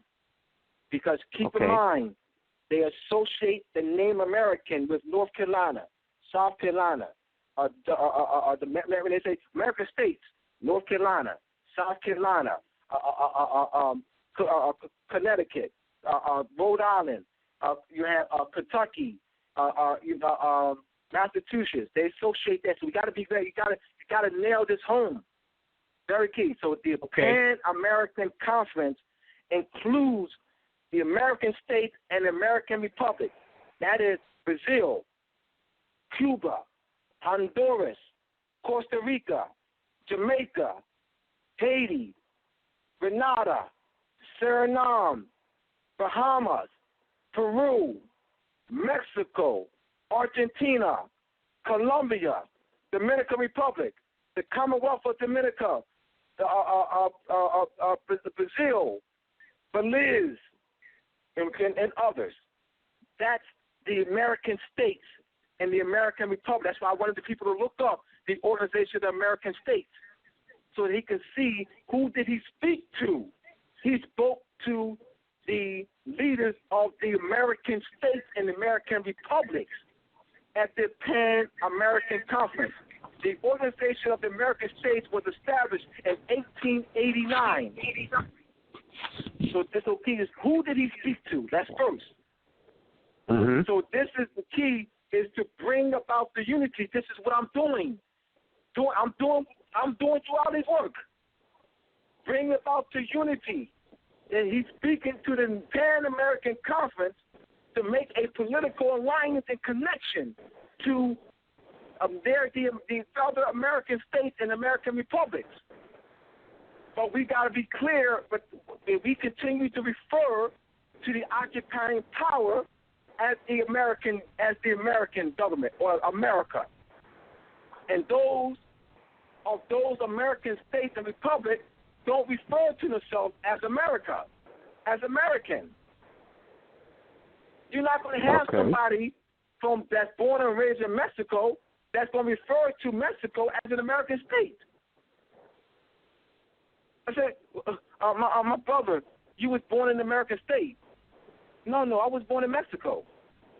Brother and sister in Haiti. You was born in the American state. No, I was born in Haiti. Some brother and sister in Ecuador. You was born in the American state. No, I was born in Ecuador. All right? They'll say, well, Hillary Clinton was born in the American state. Donald Trump was born in America. You see my point? So he spoke to the American. That's so that to form an alliance. That's a political connection to other American states and American republics. But we have to be clear on what the American states and American republics are, and not associate. Keep in mind, as I said before, it's July 4th, 1776, the birth of America. No, it's not. The birth of America is over 50,000 years old. The birth of America is over 50,000 years old. In 1776 is not even the birth of a nation. That's because of the misconception of the terminology or the words or the etymology. That's the whole point. That's why I'm doing it. I want the people to clearly see this. Tarhaka, trust me. When people clearly see this, it's a wrap for the Europeans. I'm telling you, it's through language. They have dirtied our glasses. By giving this presentation, I'm giving people Windex. I'm giving them a bottle of Windex so they can clean the dirt off their glasses. The connotative meanings, the distorted meanings are the dirt. So we can't clearly see. We need Windex so we can clear our glasses. We have to clean our glasses. We cannot see. So we got to move the dirt off with Windex. Okay. And this is what I'm doing. So let's continue. Go ahead. Now you were here. I'm going to in the 1955 edition of the Oxford English Dictionary. I'm going to read the definitions for native. Native derived from the Latin "nasi," means to be born. The English Dictionary, the Oxford English Dictionary, defines native as 1, Roman numeral 1, There's three sets. There's Roman number 1, Roman number 2, Roman number 3. Number 1 under Roman number 1, belonging to or connected with a person or thing by nature, inherent, innate. B, natural to a person or thing. C, natural, and a natural state, especially untouched by art, unadorned, simple. 3, that was the place or scene of one's birth. B, original, parent. 4, belonging to or natural to one by reason of the circumstances of one's birth. All right, Roman number 2, number 1, connected with by birth or race, closely related. Belonging, being what one is by right of birth, natural, rightful. 3, of metals, etc. Occurring naturally in a pure or uncombined state. Also used to describe a mineral occurring in nature, as opposed to a similar substance formed artificially. B, applied to a state or form of such substance. Here we go. Now, listen, y'all. Let's learn how to read. Roman number 3, number 1. Born in a particular place or country. Born in a particular place or country, belonging to a particular race, district, etc., by birth, and in modern use, specific with connotations of non-European, of indigenous origin, production, or growth, of or belonging to a native of a particular place. So let me go to this definition. Born in a particular place or country. Is that what the word native means?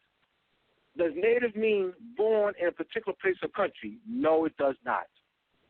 Native does not mean born in a particular place or country. Native referring to inherent, innate, natural, original.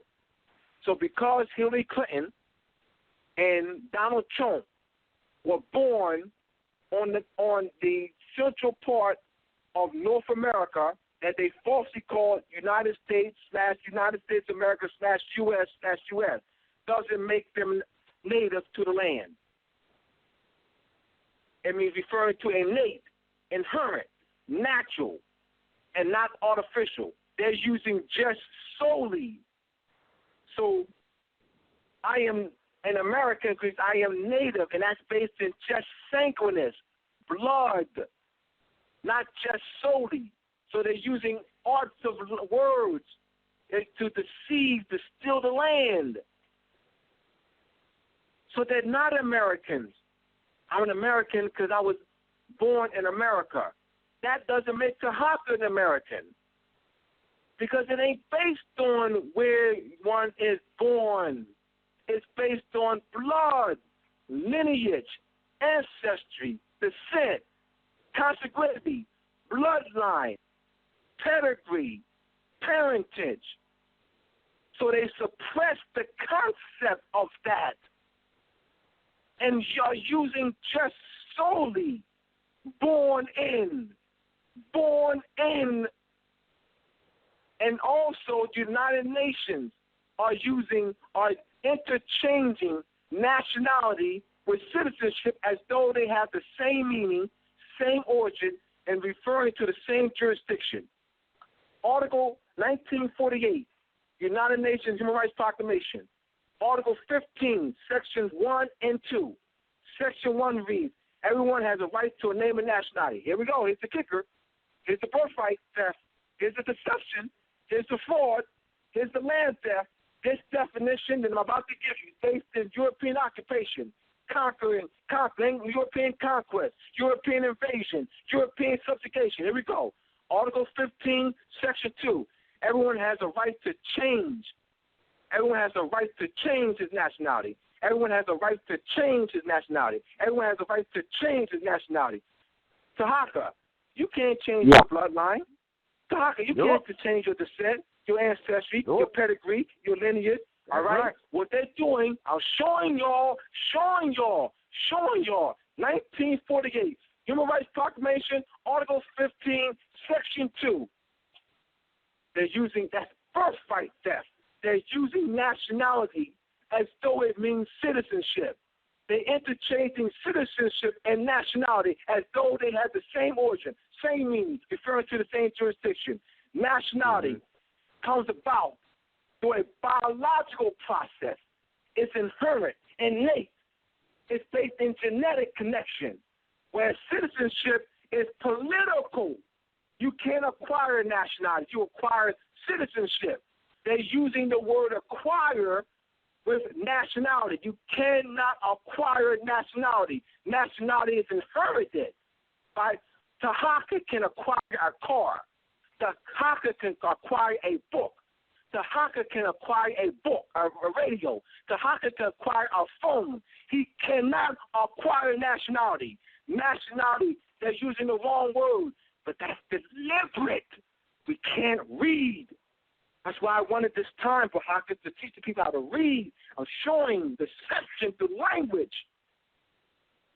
You cannot acquire nationality.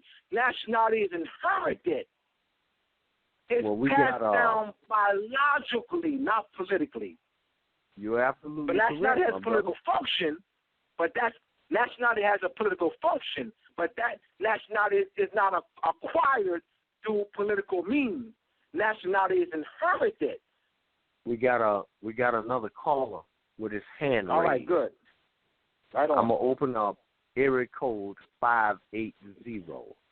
Keep in mind, ladies and gentlemen, if you have a question or comment for our guest, the number to dial in is 310-982-4184. Press 1 on your dial and that give me an indication that you have something to say and open up your line. We're going to area code 580.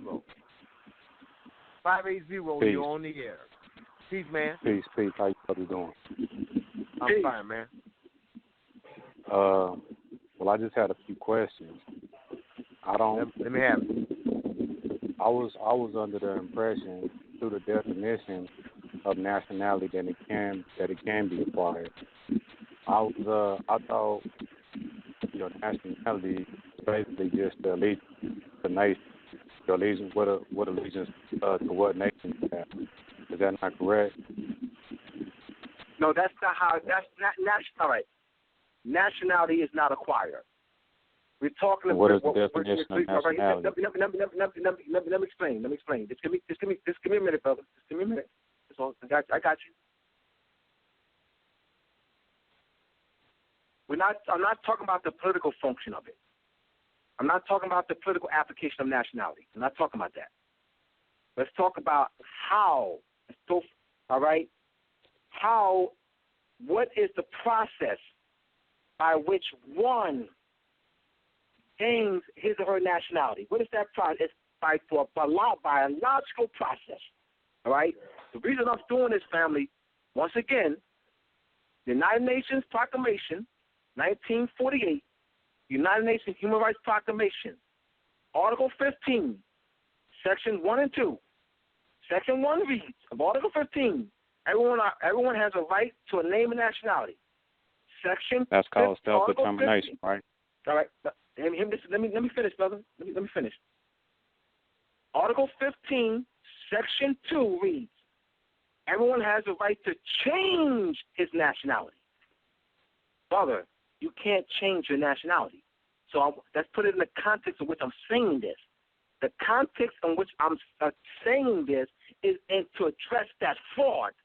That fraud in Article 15, Section 2, and showing the people that you cannot change your nationality, as nationality is a biological process. You can't change your bloodline, your descent, your ancestry, your consanguinity, your pedigree, your parentage, your lineage. That cannot be changed. Why? Because that's biological and genetic. What they're doing, but how can they trick us? Tell us about that. We can't read. Tarhaka. So let me ask you this question, brother. According to the definition, because I hear you saying what nationality is, but I would like to hear the definition be read, because I have read it before. It's been a minute. All right. but it's not necessarily inherent. Not necessarily. All right. From my understanding. The political, all right. Nationality has a political function. You're talking about the political function of nationality. When you're talking about, that. And let me, brother, please. Hold on, brother. I'm not being rude. I'm not being rude. No, brother, you got to give me a chance to answer the question. Because as I'm going, you're cutting me off. So listening to what I'm saying, just give me a chance to finish. That's all I'm saying, brother. Yeah, don't interject while I'm talking. That's all I'm saying. You're interjecting as I'm talking. That's all. I'm not trying. I want to, clear on this. You're talking about the political application of nationality. All right. I'm asking you to give me the definition, brother. I'm asking you to give me the definition because I hear what you're saying, but you're not giving a denotative definition. I don't think so. What I'm asking you, brother, is the etymology, the true meaning, the origin, the original meaning of the word nationality, coming from the Greek word. The Greek root word is GN. They use what's called a zero-grade form. A zero-grade form is where the root word, where the vowel is removed. It's GN. You have words like genuflect, Genesis. So the Greek word in Genesis is GN. It means source, original. It is transliterated from the Greek to the Latin. When they transliterate from the Greek to the Latin, they have the zero-grade form, GN, transliterating it, removing the G. The G is removed, right, and you have the N. So you have went from GN, as in Genesis, generation, to G to N, A, which means, so in Latin, it means born. In Latin, in Greek, it means original, source.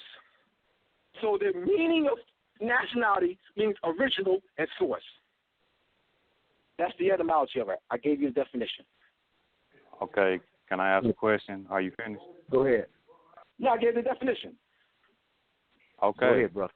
So my question will be now, in context of what you're dealing with, I am assuming that I'm not sure what the point that you're making, like the goal, but I would assume that we have to deal with these people according to the law. And what I would say is we would have to use the definition that's in the Black's Law Dictionary because those are the only definitions in law that they adhere to. Would you agree? No.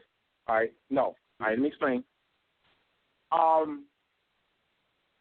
over 100 years ago, the judges were schooled in etymology over 100 years ago. Judges over 100 years ago used etymology to deliberate cases. You have to understand that. I'm answering the question. You got to see they're suppressing this. You're going by what you're presenting, what you see. There's things that you don't know. They're suppressing the knowledge. Judges use etymology as a basis to deliberate decisions. Not today. Now the question is, Abdullah, why judges no longer use etymology as the basis of which to deliberate this decision? All right? Let me explain. All right? I love you, brother. I love you. The etymology of the word commerce. Randy Barnett, look this up, brother. The original meaning of the Commerce Clause. I want to show you, brother, that they're suppressing the original meaning of words to steal the land, to injure people. Randy Barnett, the original meaning of the Commerce Clause. Randy Barnett, professor of law at Georgetown University. The original, look it up, Google. Randy Barnett, the original meaning of the Commerce Clause. The etymology of commerce, the root word means trade. In the article, you will see that Justice Johnson one of the Chief Justices used the Johnson Etymology Dictionary. He used Johnson's Etymology Dictionary to define commerce for the decision. That he states that commerce referring to trade and that agriculture is not to be included in commerce. What they did was they included agriculture. Agra, which means field, A-G-R-I means field, and culture, which means till, so referring to land. They included agriculture in the meaning of commerce, to injure people, to steal the land. They used Randy Barnett. Randy Barnett did not, when he first had the concept, that the false concept that agriculture was included in commerce. It wasn't until Randy Barnett went back and read the Federalist Papers, because Randy Barnett was, reading documents and stuff written by his colleagues, all right? Randy Barnett, on his own accord, went and read the Federalist Papers and the minutes from the Constitutional Convention. And when he discovered in reading the Federalist Papers and the minutes of the Constitutional Convention that there was no reference that referred to agriculture referring to tied to commerce. I'm saying to you, this is Randy Barnett now, law professor, Georgetown University. He was duped like everybody else. He was duped like everybody else until he did his own research and reading the Federalist Papers and the Constitutional Convention. So you have two schools of thought, brother. You have what they call an originalist and you have originalist and constructionist. You have Supreme Court judges who are originalists. You have Supreme Court judges who are constructionalists. An originalist is one who's like myself, all right, who uses the meaning of the word based on how it was originally intended. A constructionalist will use it based on various contexts.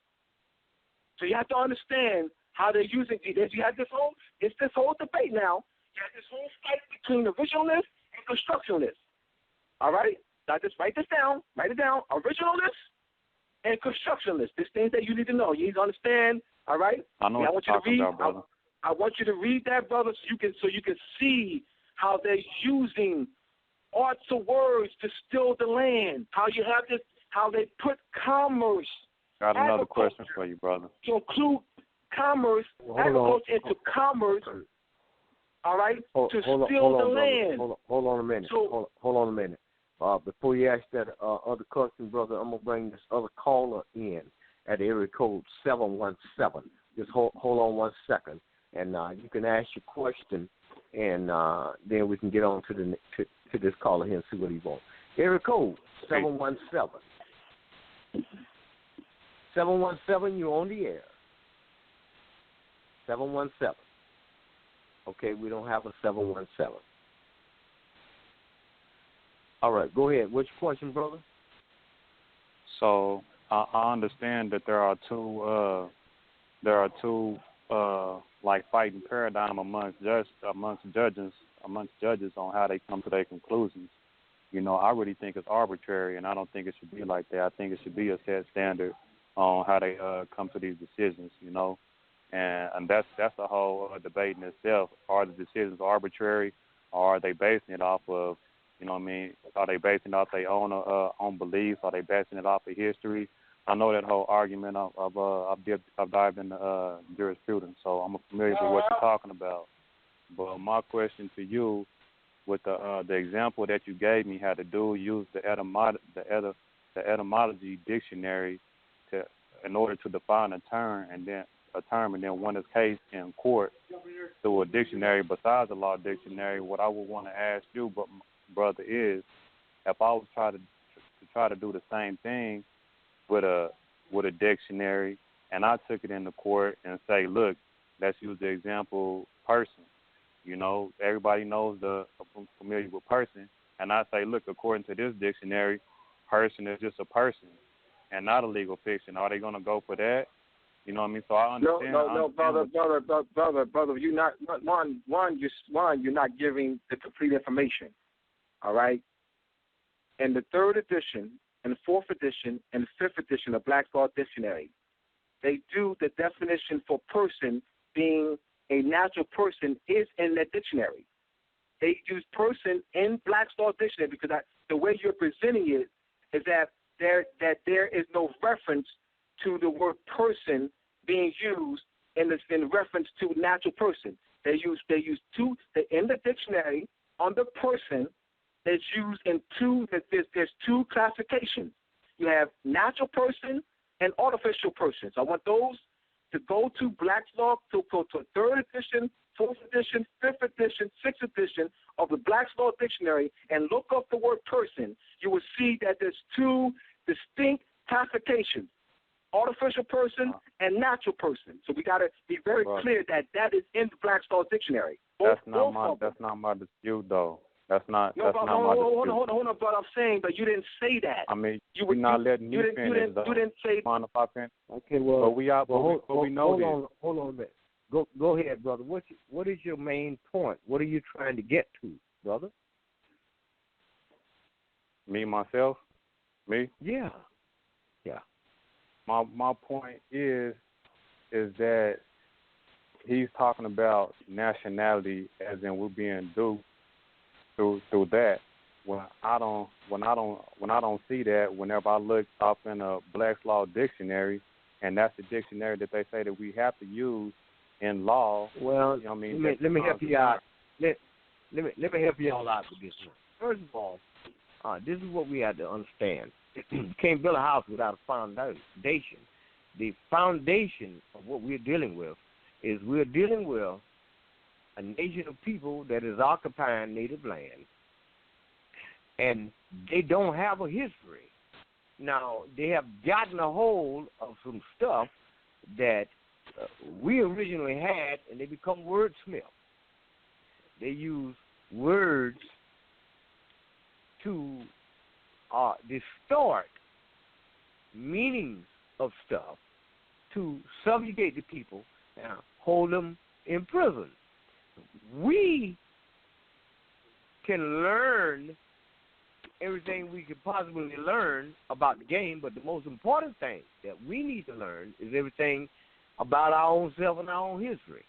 Now, once you get that, wherever you go, you will discover that there will be people, whether the judges, the Pope, the president, the congressman, the senator, the governor, nobody wants to have a one-on-one with you and try to deal with you no kind of way.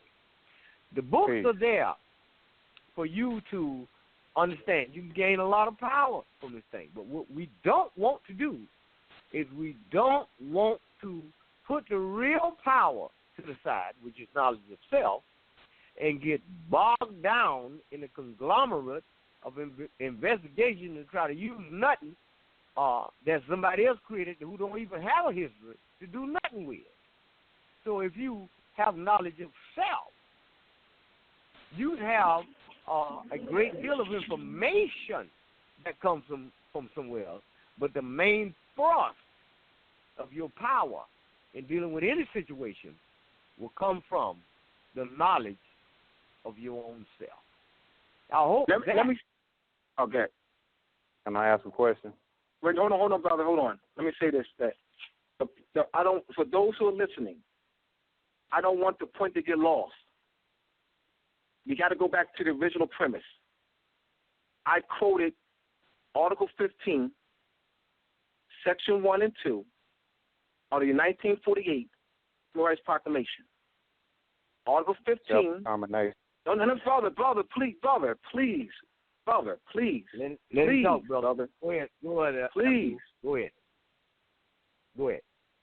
I quoted Article 15, Section 1 and 2 of the 1948 United Nations Human Rights Proclamation. Article 15, Section 2 reads again that everyone has a right to change his nationality.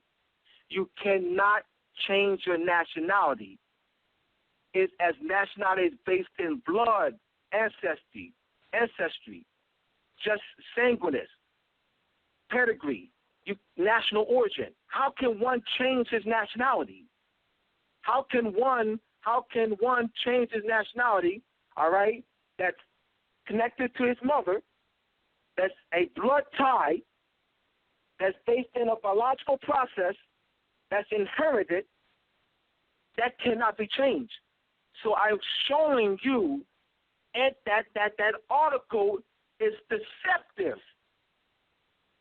That was the whole basis of what I'm saying. That was it. We got to go back to what I was saying. How do you know they're not talking about the political aspect? How do you know they're not talking about the political aspect of nationality? How do you know this? All right. Brother, what they're doing, brother, they're interchanging nationality. But I want you to look this up. To those who are listening, I want you to look up just sanguineous and just solely.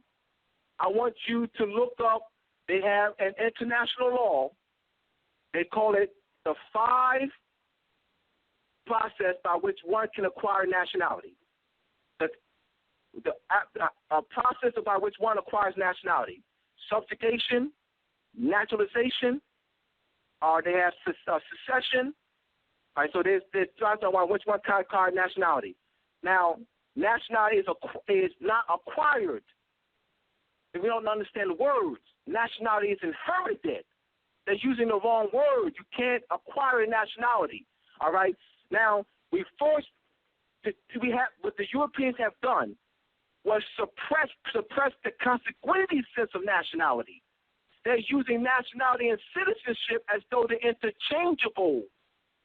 You'll see that when you read international law, how they're using it.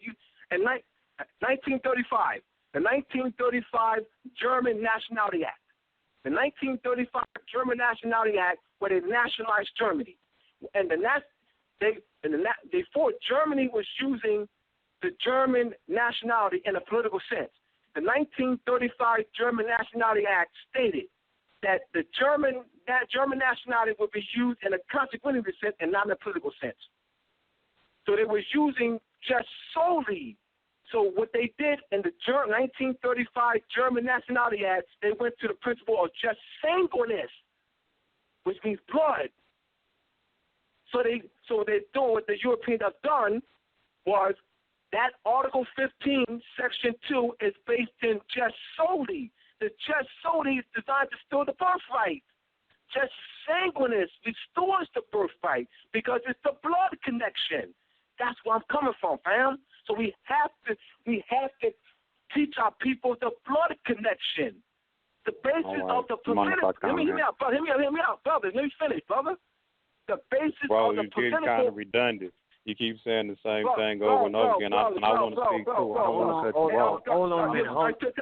Tarhaka. Let's go to another call. Go to another call. We go to I'm not. Tarhaka, I'm not going to answer brother. We go to another call. I'm not going to. You don't need to ask me any more questions. I'm not going to answer. Let's go to another call. Hold on.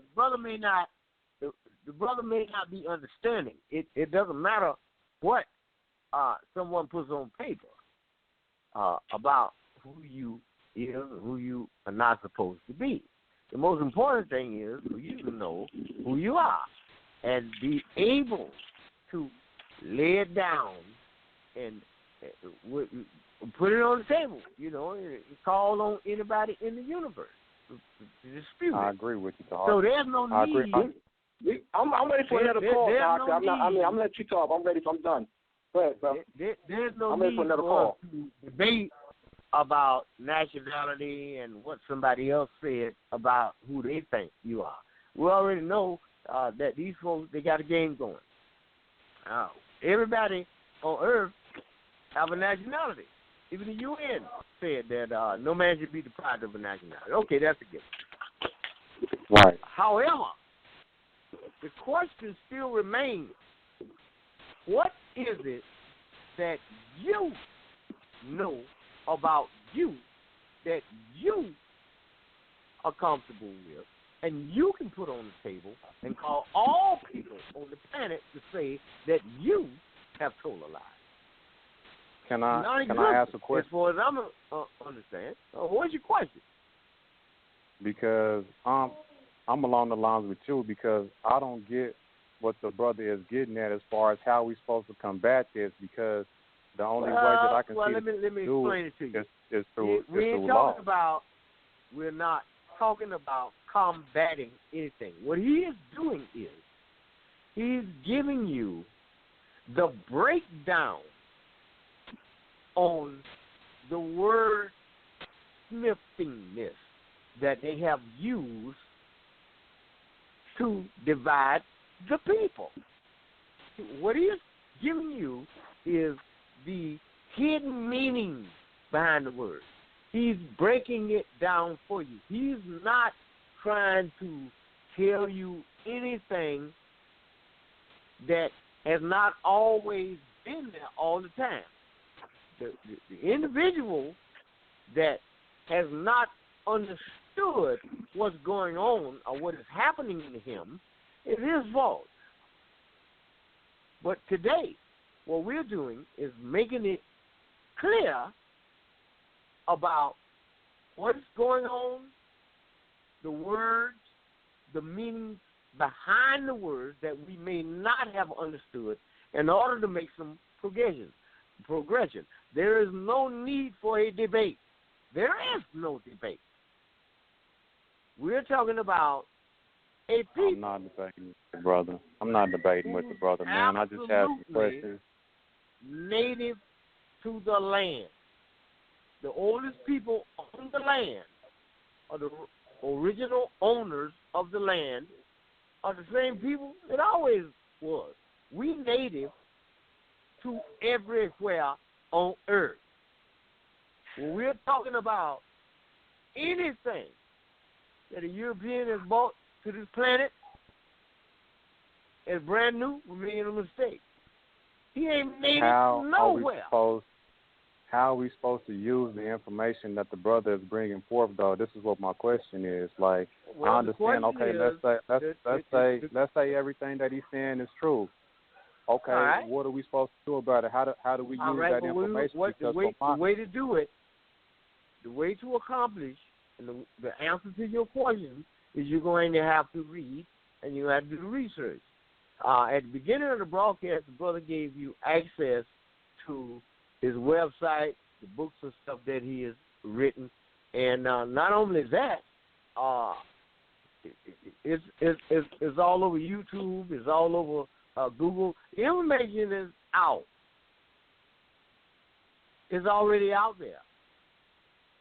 So no matter what we say here this evening or what we discuss, in the end, you will have to make the final decision. It doesn't matter what my mama or my daddy told me about nothing. I'm going to have to make a decision in the end. So what the brother has done is, and what he's currently doing, is laying out the information and the etymology and the meaning behind the words so that you will have resources to make an intelligent decision.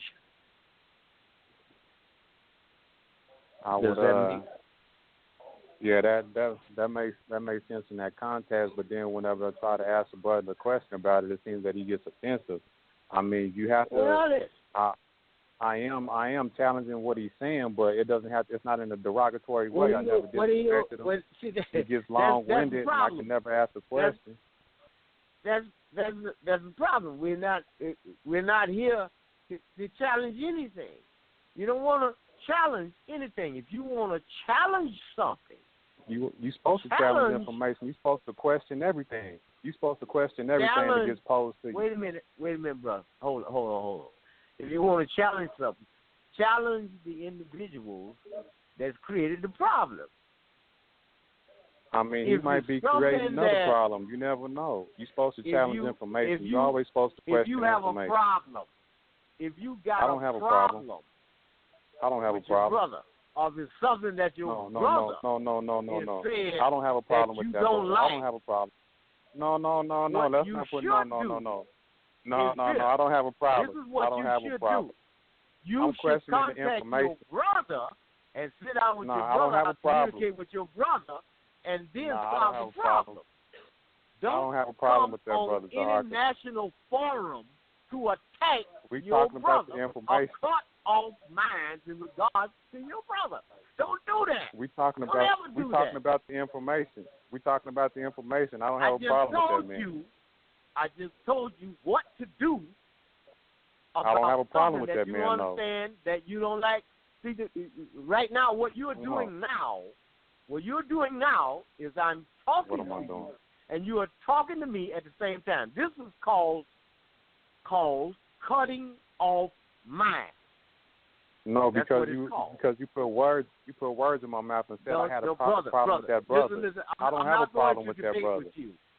I don't have a problem with the brother, like you said that I did. The clock is have a ticking. problem with the brother. We are involved in cutting off minds.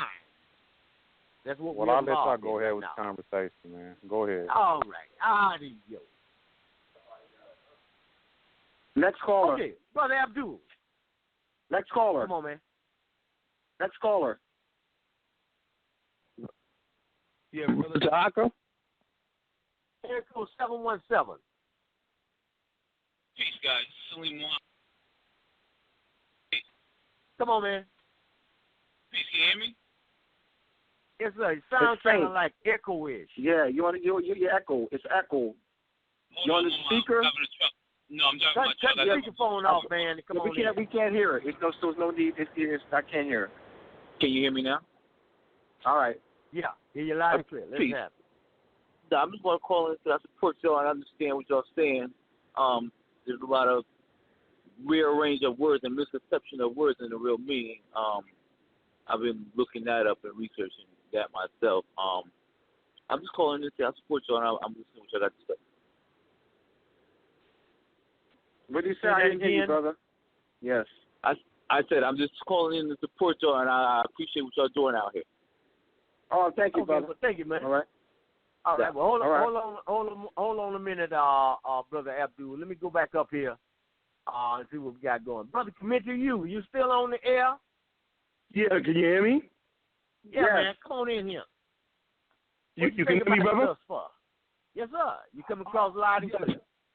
All right, excellent. I just want to make a brief statement to the other brother, and I can see that he's not computing the very thing that Abdullah is articulating. The brother is stuck on a European definition, and Abdullah is trying to bring him back to the origin of the word, but he's not looking at the origin of the word. And, of course, Abdullah was trying to show him that you had some judges who was originalists and some other judges who was constructionists, which means the constructionist was contextualizing and changing and giving you a different meaning from the original. And the brother, for some reason, is not comprehending that. But let me give a quick example.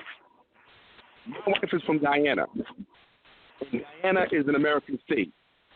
And she doesn't know that because she calls here, where we at in the United States, America. And, because the geography of them being educated back in Guyana. But my wife is here. Sound like you're breaking up. All right, can you hear me? Yeah, we hear loud and clear. Yeah, you were breaking up though. Now, all right. Yeah, the signal, brother, it's not me. If I was broken up, I'd be in trouble. It's the signal. If I was broken up, I'd be in trouble, brother. Well, anyway, what I was trying to say, so the brother could be clear about what Abdullah was saying, was that my wife is from Guyana. She thinks that the United States is America, all right? And I said to her that Guyana is an American state, which she doesn't know that. She was never taught that.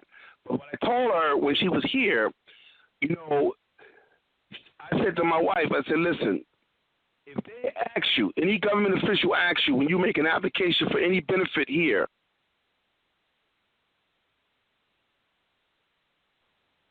hello? Yeah. Yeah. Somebody touched the muted button. That's why I said hello. Yeah, we're trying to sit down. We got some background information because when we do these broadcasts, a lot of times we are attacked But go ahead. We're listening. Yes, as I was saying to my wife, I said, listen, if they ask you, are you a United States citizen, I said, don't answer to that. You tell them that you are an American. Yep. You are an American because Guyana is an American state, and they cannot deny you any benefits. The only reason why they ask you, are you a United States citizen, right, is for immigration purposes. So it goes back to what Abdullah is saying, that these people are stealing your birthright and your land by distorting terminology and words. Because when you go into 28 U.S.C. Section 3002, Section 15, it says the United States is a federal corporation. It doesn't say the United States is America, and even in the preamble, it says we the people of the United States, not of America. All right? So again, what Abdullah is saying, my brother, who's trying to somewhat understand what Abdullah is talking about, is that they're playing games with the words. They're convoluting the original meaning. So what you're doing is going along with a Black's Law Dictionary meaning that you don't even know if that meaning is correct or not because you're not studying etymology. You don't know the origin of the word. But Abdullah did give you a reference point that for some reason you didn't take in consideration. And again, there were some judges who are originalists, which means they would look at the etymology of a word and go by the true meaning of the word. And then you have some constructionists, which means those are the one judges who are going against the true meaning of the word. And that's the definition that you got, brother. You going with the distorted meaning of the word, and Abdullah is trying to give you the original meaning of the word. So that's where the confusion is coming in. So you keep thinking that we are supposed to approach these people with that meaning. If you do, brother, then you're going to lose out on your land. You know what I'm saying? So we have to use the original. And that's it. That's the point. That's what I want to say. Well, in my opinion, I think you're absolutely correct. But I've had a great deal of success.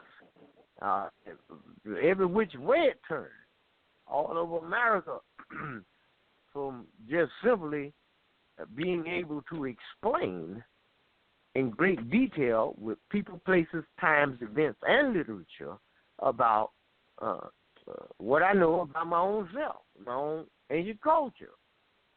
They're very successful. And I think that, in my opinion, I think that's the first thing that we need to do. And then we can get down into dissecting a lot of other stuff. Because if you have that, you are extremely powerful. You, based on what I've seen, I have short-circuited some of the most so-called powerful people in my city to the point where I turn the doorknob and they holding on the other end of it. Don't let him in. Don't let him in. Don't hold the door. Push up against the door. Don't let him in. So you are absolutely correct.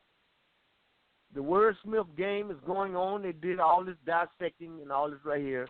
But what I would like to do is come in and just tell a story that can be verified. What do you think? All right. Go to another caller. Okay, we don't have any more right now. Ladies and gentlemen, the number to dial in is 310-982-481-84. 310-982-4184. Now's the time. If you have a question or comment, press 1 on your dial. That'll give me an indication that you have something to say. We'll open up the phone line. We lost a little bit of time due to the cutting off of minds, getting involved into BS, worthless cutting off of minds. Hold on 1 second. We're going to open up the line, area code 614. 614, you're on the air. What's your question or comment? Islam Morris, how y'all doing? Islam. Fine, man. Let us have it. Okay, I don't want to interject. I'm just here to specifically, hear to what you got to say. I've been listening for the last 45 minutes, and the question the brother was saying earlier, about when you're in the courtroom, about, the etymology of the word nationality. So basically, you were saying we don't. That's the word. We don't want to use the word nationality when we're in the courtroom. Correct? We don't want to use that word. No. Let's go back to the premise, though. We got to go back. All right. So we got to go back to the original premise. Okay, I might have came in late then. I might have came in late. My fault. Yeah, you came in. Yeah, that's what I'm saying. You came in late. Yeah, yes. What I did was I quoted the 1948 Human Rights Proclamation, Article 15, Section 1 and 2. Look it up. Article 15, Section 1 and 2? Article 15, Section 1 and 2 of the 1948 Human Rights Proclamation. United Nations Human Rights Proclamation. Article 15, Section 1. Article 15, Section 1 reads, everyone has a right to a name and nationality. Okay, and that's that's United Nations Human Rights Proclamation. The UN Human Rights Proclamation. Thank you, sir. Article 15, Section 1 and 2. And 2. Thank you, sir. Section 2 reads, everyone has a right to change his nationality. And I was showing the people the deception of the language that's in that Article 15, Section 2, that one cannot change his nationality as nationality is based in ancestry, lineage, consanguinity, descent, pedigree, national origin, parentage, lineage. Nationality is based in a biological and genetic process. What they're doing is interchanging. You'll see this. Looking up just sanguineous and just solely. And you'll see how they're interchanged nationality and citizenship as though they have the same meaning, same origin, and refer to the same jurisdiction. So what they're doing is Article 15, Section 2, they're using nationality in a just solely sense to steal the land. 1935, German Nationality Act. The German Nationality Act of 1935 defined German nationality in the consanguinity sense. Whereas before, brother, they was using the German nationality in a political sense. But the political sense is just solely, this is what I was trying to get across. Okay. Just solely is still the land. So they changed the context. To get across to the brother. So they changed the context. They contextual to steal the land. Okay, I see. That makes sense. That's not even. I got. Yeah. Brother, okay. The just sanguineous is a superior power. The just sanguineous is blood. All right. Let me ask you something now. Let me ask y'all something now. Brother Committee, you still with us? Yeah, can you hear me? Yes, yeah, I hear you. Now, this is my question. What is the significance of the number 44? What is the number? 44? Of the number, not 44. The number 44. Well, it's interesting that you said that, Tarhaka, right? It's very interesting that you said that. Did you know that 44 is based upon the United States Code and also CFR? And did you know that 44 deals with the president, and the president has all the population of the people under his jurisdiction ever since the time of Lincoln? So it's interesting that you said 44. Yeah, right. 44 deals with the population of the people. That means that, like, for instance, when you start talking about the OMB, which is the Office of Management and Budget, reason why I'm saying that, because the Immigration Department went to the Office of Management and Budget with a proposal and got the funding to call us Black, Negro, and African American. So it's interesting that you mentioned 44, because there is a relationship to that number 44. All right. Okay. So I got to work quick now, and I appreciate it. But let's go back, y'all. And I ain't big on white folks. Yes, you are. Yes, you are. You don't hate. You don't hate me. You don't hate to commit to you. So what you man. Hold on a minute. I'm not messing you up. No, I'm not. I'm not messing you up. We gonna get to that. We want to clarify that, brother. That's what I'm saying. We can have them ready for it. Give me a minute. Go ahead, brother. You ain't got to beef with us. You ain't got to beef with commit to you. Well, wait a minute. This is what we're gonna do. Cause we gotta have some fun on this broadcast too, man. Well, all right, that's what I want you to do. You done gave us a breakdown of the number 44. We're going back to the movie. We're gonna watch Clint Eastwood, Dirty Harry, The Outlaw Joseph Wells, and Magnum Force. What kind of gun did he have in there? 44 what kind Magnum. Of gun did he always have? A 44 Magnum. All right, there you go. Okay. Pay attention. Let's roll. Abdullah, what's next, man? We got 17 minutes. All right. You finished? I'm waiting on you. Brother, you were talking. I didn't know you were finished. I'm finished. I didn't know you were finished. I'm listening. All right. I did that with 44 for a minute. That's all. You the guest, man. Let it rip. Commence you. You have anything you want to say? Yeah. I wanted to say something real quick. If you can hear me carefully. Yeah. I wanted to make one more point and get off. There were some Moors in New York City that worked in the Department of Correction, and because the Moors were saying that they was Moorish American, in reference to their status, the Department of Correction fired these Moors because the authorities in corrections were stating that they were saying they were not United States citizens. All right? You can be an American without being a United States citizen. And they fired these Moors all because they changed their status or corrected their status, I should say more proper, saying that they are Moorish American. And because of the fact that they said it was Moorish American, they was fired because the complication on the job refers to you got to be an American citizen in order to have the job. This is what these people are saying.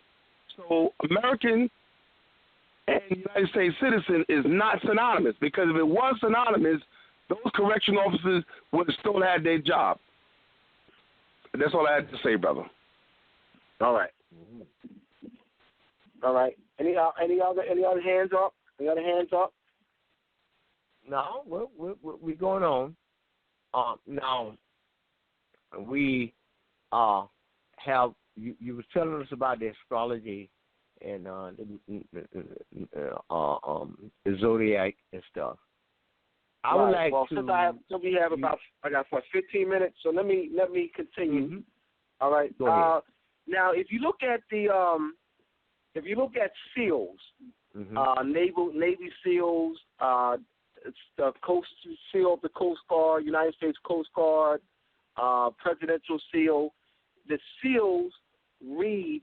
The Presidential SEAL reads President, the SEAL of the President of the United States of America. It doesn't read SEAL of the President of America. The Navy SEAL reads the United States Navy, not the SEAL of the American Navy. The SEAL of the Marine Corps reads SEAL of the United States Marine Corps, not SEAL of the American Marine Corps. All right, so what I'm showing you is that they only use it in public. When the nameplate in the United Nations, the United States ambassador to the United Nations, what does that nameplate read? Does it read America? No. The Olympians, when they have their tag, does it have America? You know, the runners, different athletes, right? It doesn't have America, or it doesn't have USA. So these are things that we see. All I'm doing is bringing things that are just to our attention. But because it's been ingrained in us, we don't even pay attention to things like this. It's not something that we think about. Because we think that American, United States citizen are one and the same. They're synonymous. I think that's we have a hard time learning the difference between a country and a corporation. A corporation is going to do and got to do what a corporation is supposed to do. And we are still under the impression about some country or something.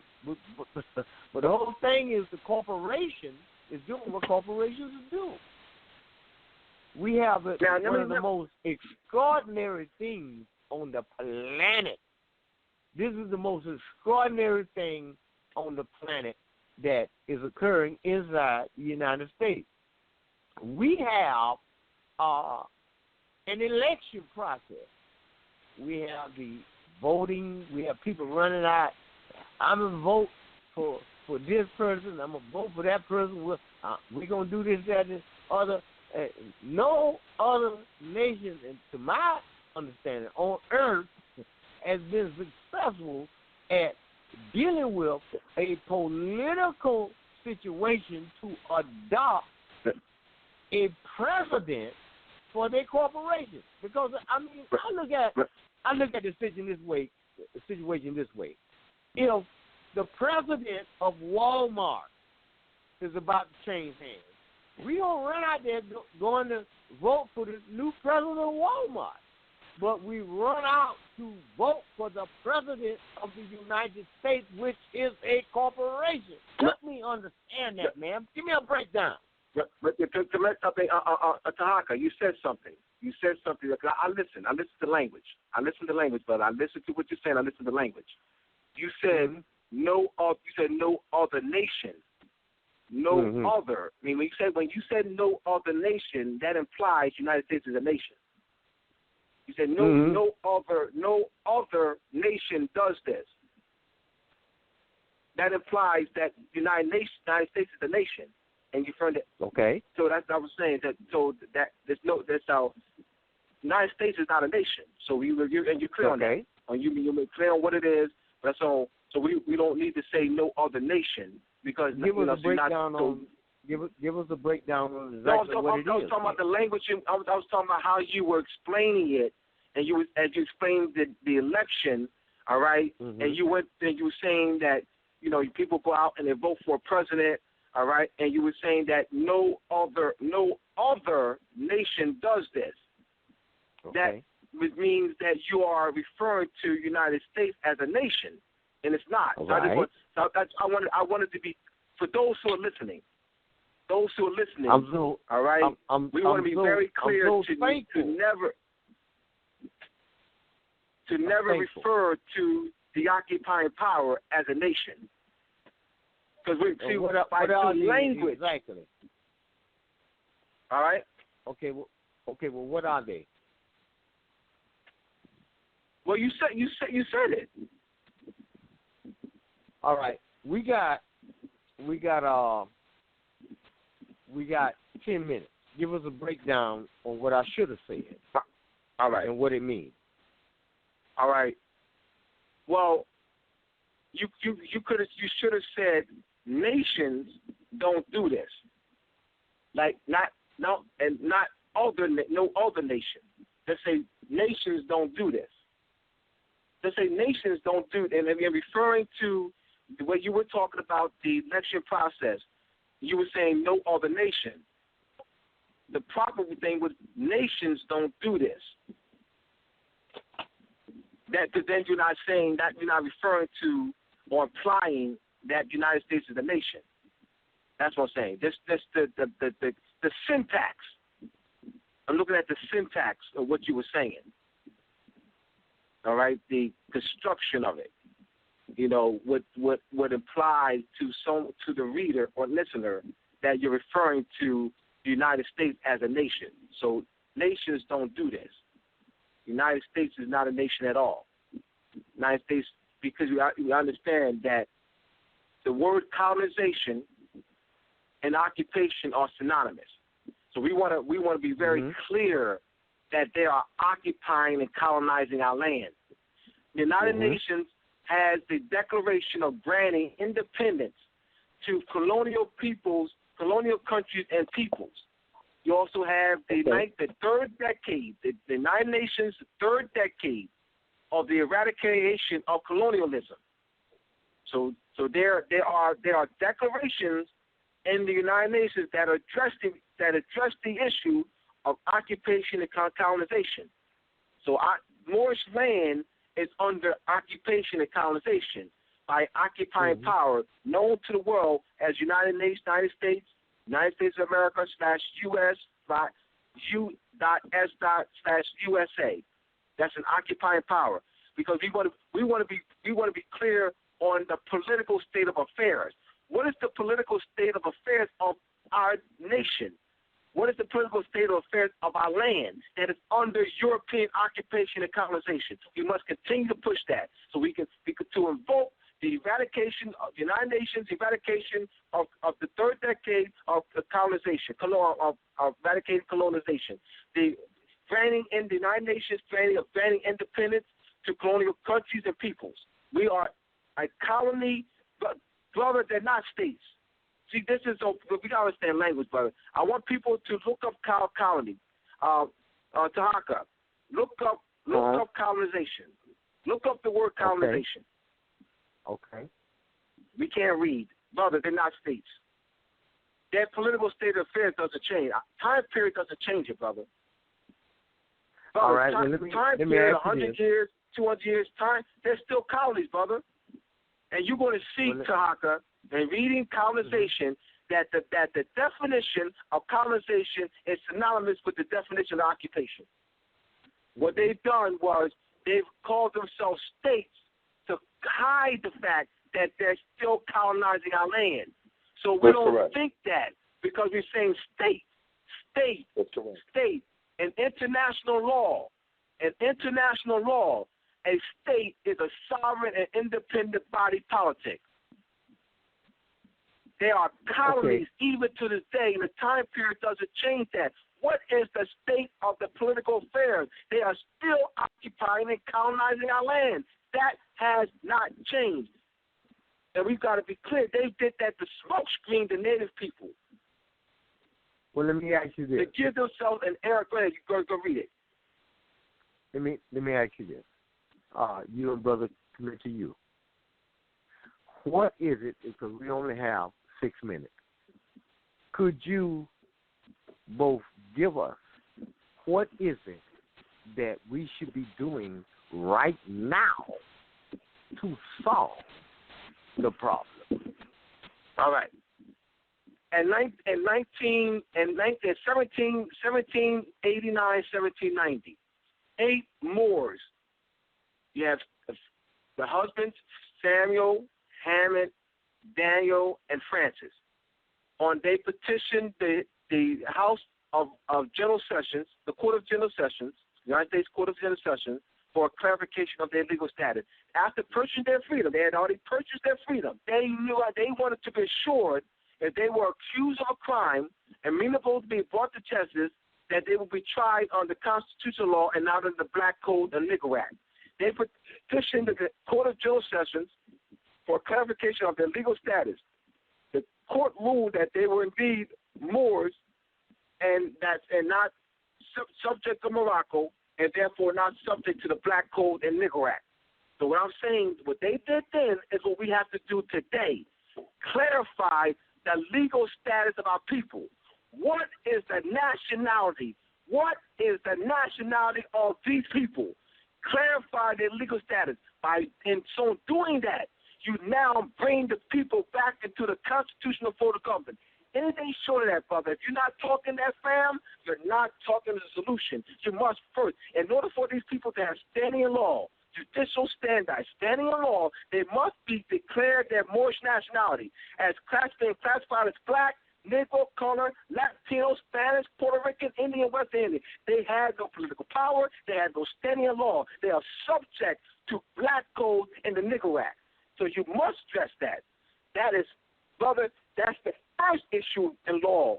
It's the status of the people, the clarification of their legal status. What is their nationality? Not, we don't want to say what are they. No. Don't say what are they, as the 10,000 students of mine said. Not what are they. No, we want to use the question. State the question. What is their nationality? See, by saying what are they, see, the reason I'm saying this, brother, because I'm not, it's key to understand why I'm saying what I'm saying. You don't want to ask the question, what are they? Because that doesn't fall under national and international law. The word nationality falls, the word nationality invokes national international law. The question, what are they, doesn't. So you want to be clear. What is their nationality? Not what are they? Yes. You want to weigh in on this? Yes, I will weigh real quick. Final statement, because we're about to close. So I appreciate it, Brother Abdullah. Yes, I'm here. Let us have it. Yes, quickly. Abdullah is correct on what he's stating. Again, I had stated something before quickly. The Immigration Department put a proposal to the Office of Management and Budget. They had got the funding. So every time our people go and fill out an application to any government benefit, hospital, job, whatever it is, insurance policy, whatever, and we put down the word black, they're getting paid for that because we did not come forward to say who we are. All right, so these Europeans who are occupying this land are still controlling us under the black codes. All right, so I just want to close with that, but we're going to be doing something about that. Yes. All right. So I want to once again give out my website. My website is moorishcivilletter.net. MOORISHCIV as in Victor ILETTER.net to order my book, Illuminati and Illumination of Mind, the Ancient Musical Scale, Cellular Memory, DNA, Pineal Gland. You go to my video page, go to the video page of the website. At the very bottom of the video page is the donate button. The book is 28 for mailing. So it's in 34 notes to 32 notes, 28 and 4 for mailing, 32 notes, and I was going to send out the book. That's the Illuminati. The book is 61 pages, and half of the pages are in color. All right? Once again, Brother Tarhaka, Brother commit to you. All right? I want to thank you for your contribution, Brother commit to you. All right? Tarhaka, thank you again for having me. All right? It's been a while since I've been on this show, and I'm looking forward to doing this on a regular basis. All right? I want to thank you for opening up this venue and your great humanitarian work, brother, and keep it up. All right, my brother. Brother, commit to you. We're going to have to talk. Why don't you call me first thing in the morning? I think for dropping this science, we're going to have to close down this thing. I got a house full of people. I got to get out of here and go over there. God knows I might get some sleep tonight. I don't know. But anyway, I've been your host, Tarhaka Black Awareness, and y'all have a good evening. Okay? All right. Peace.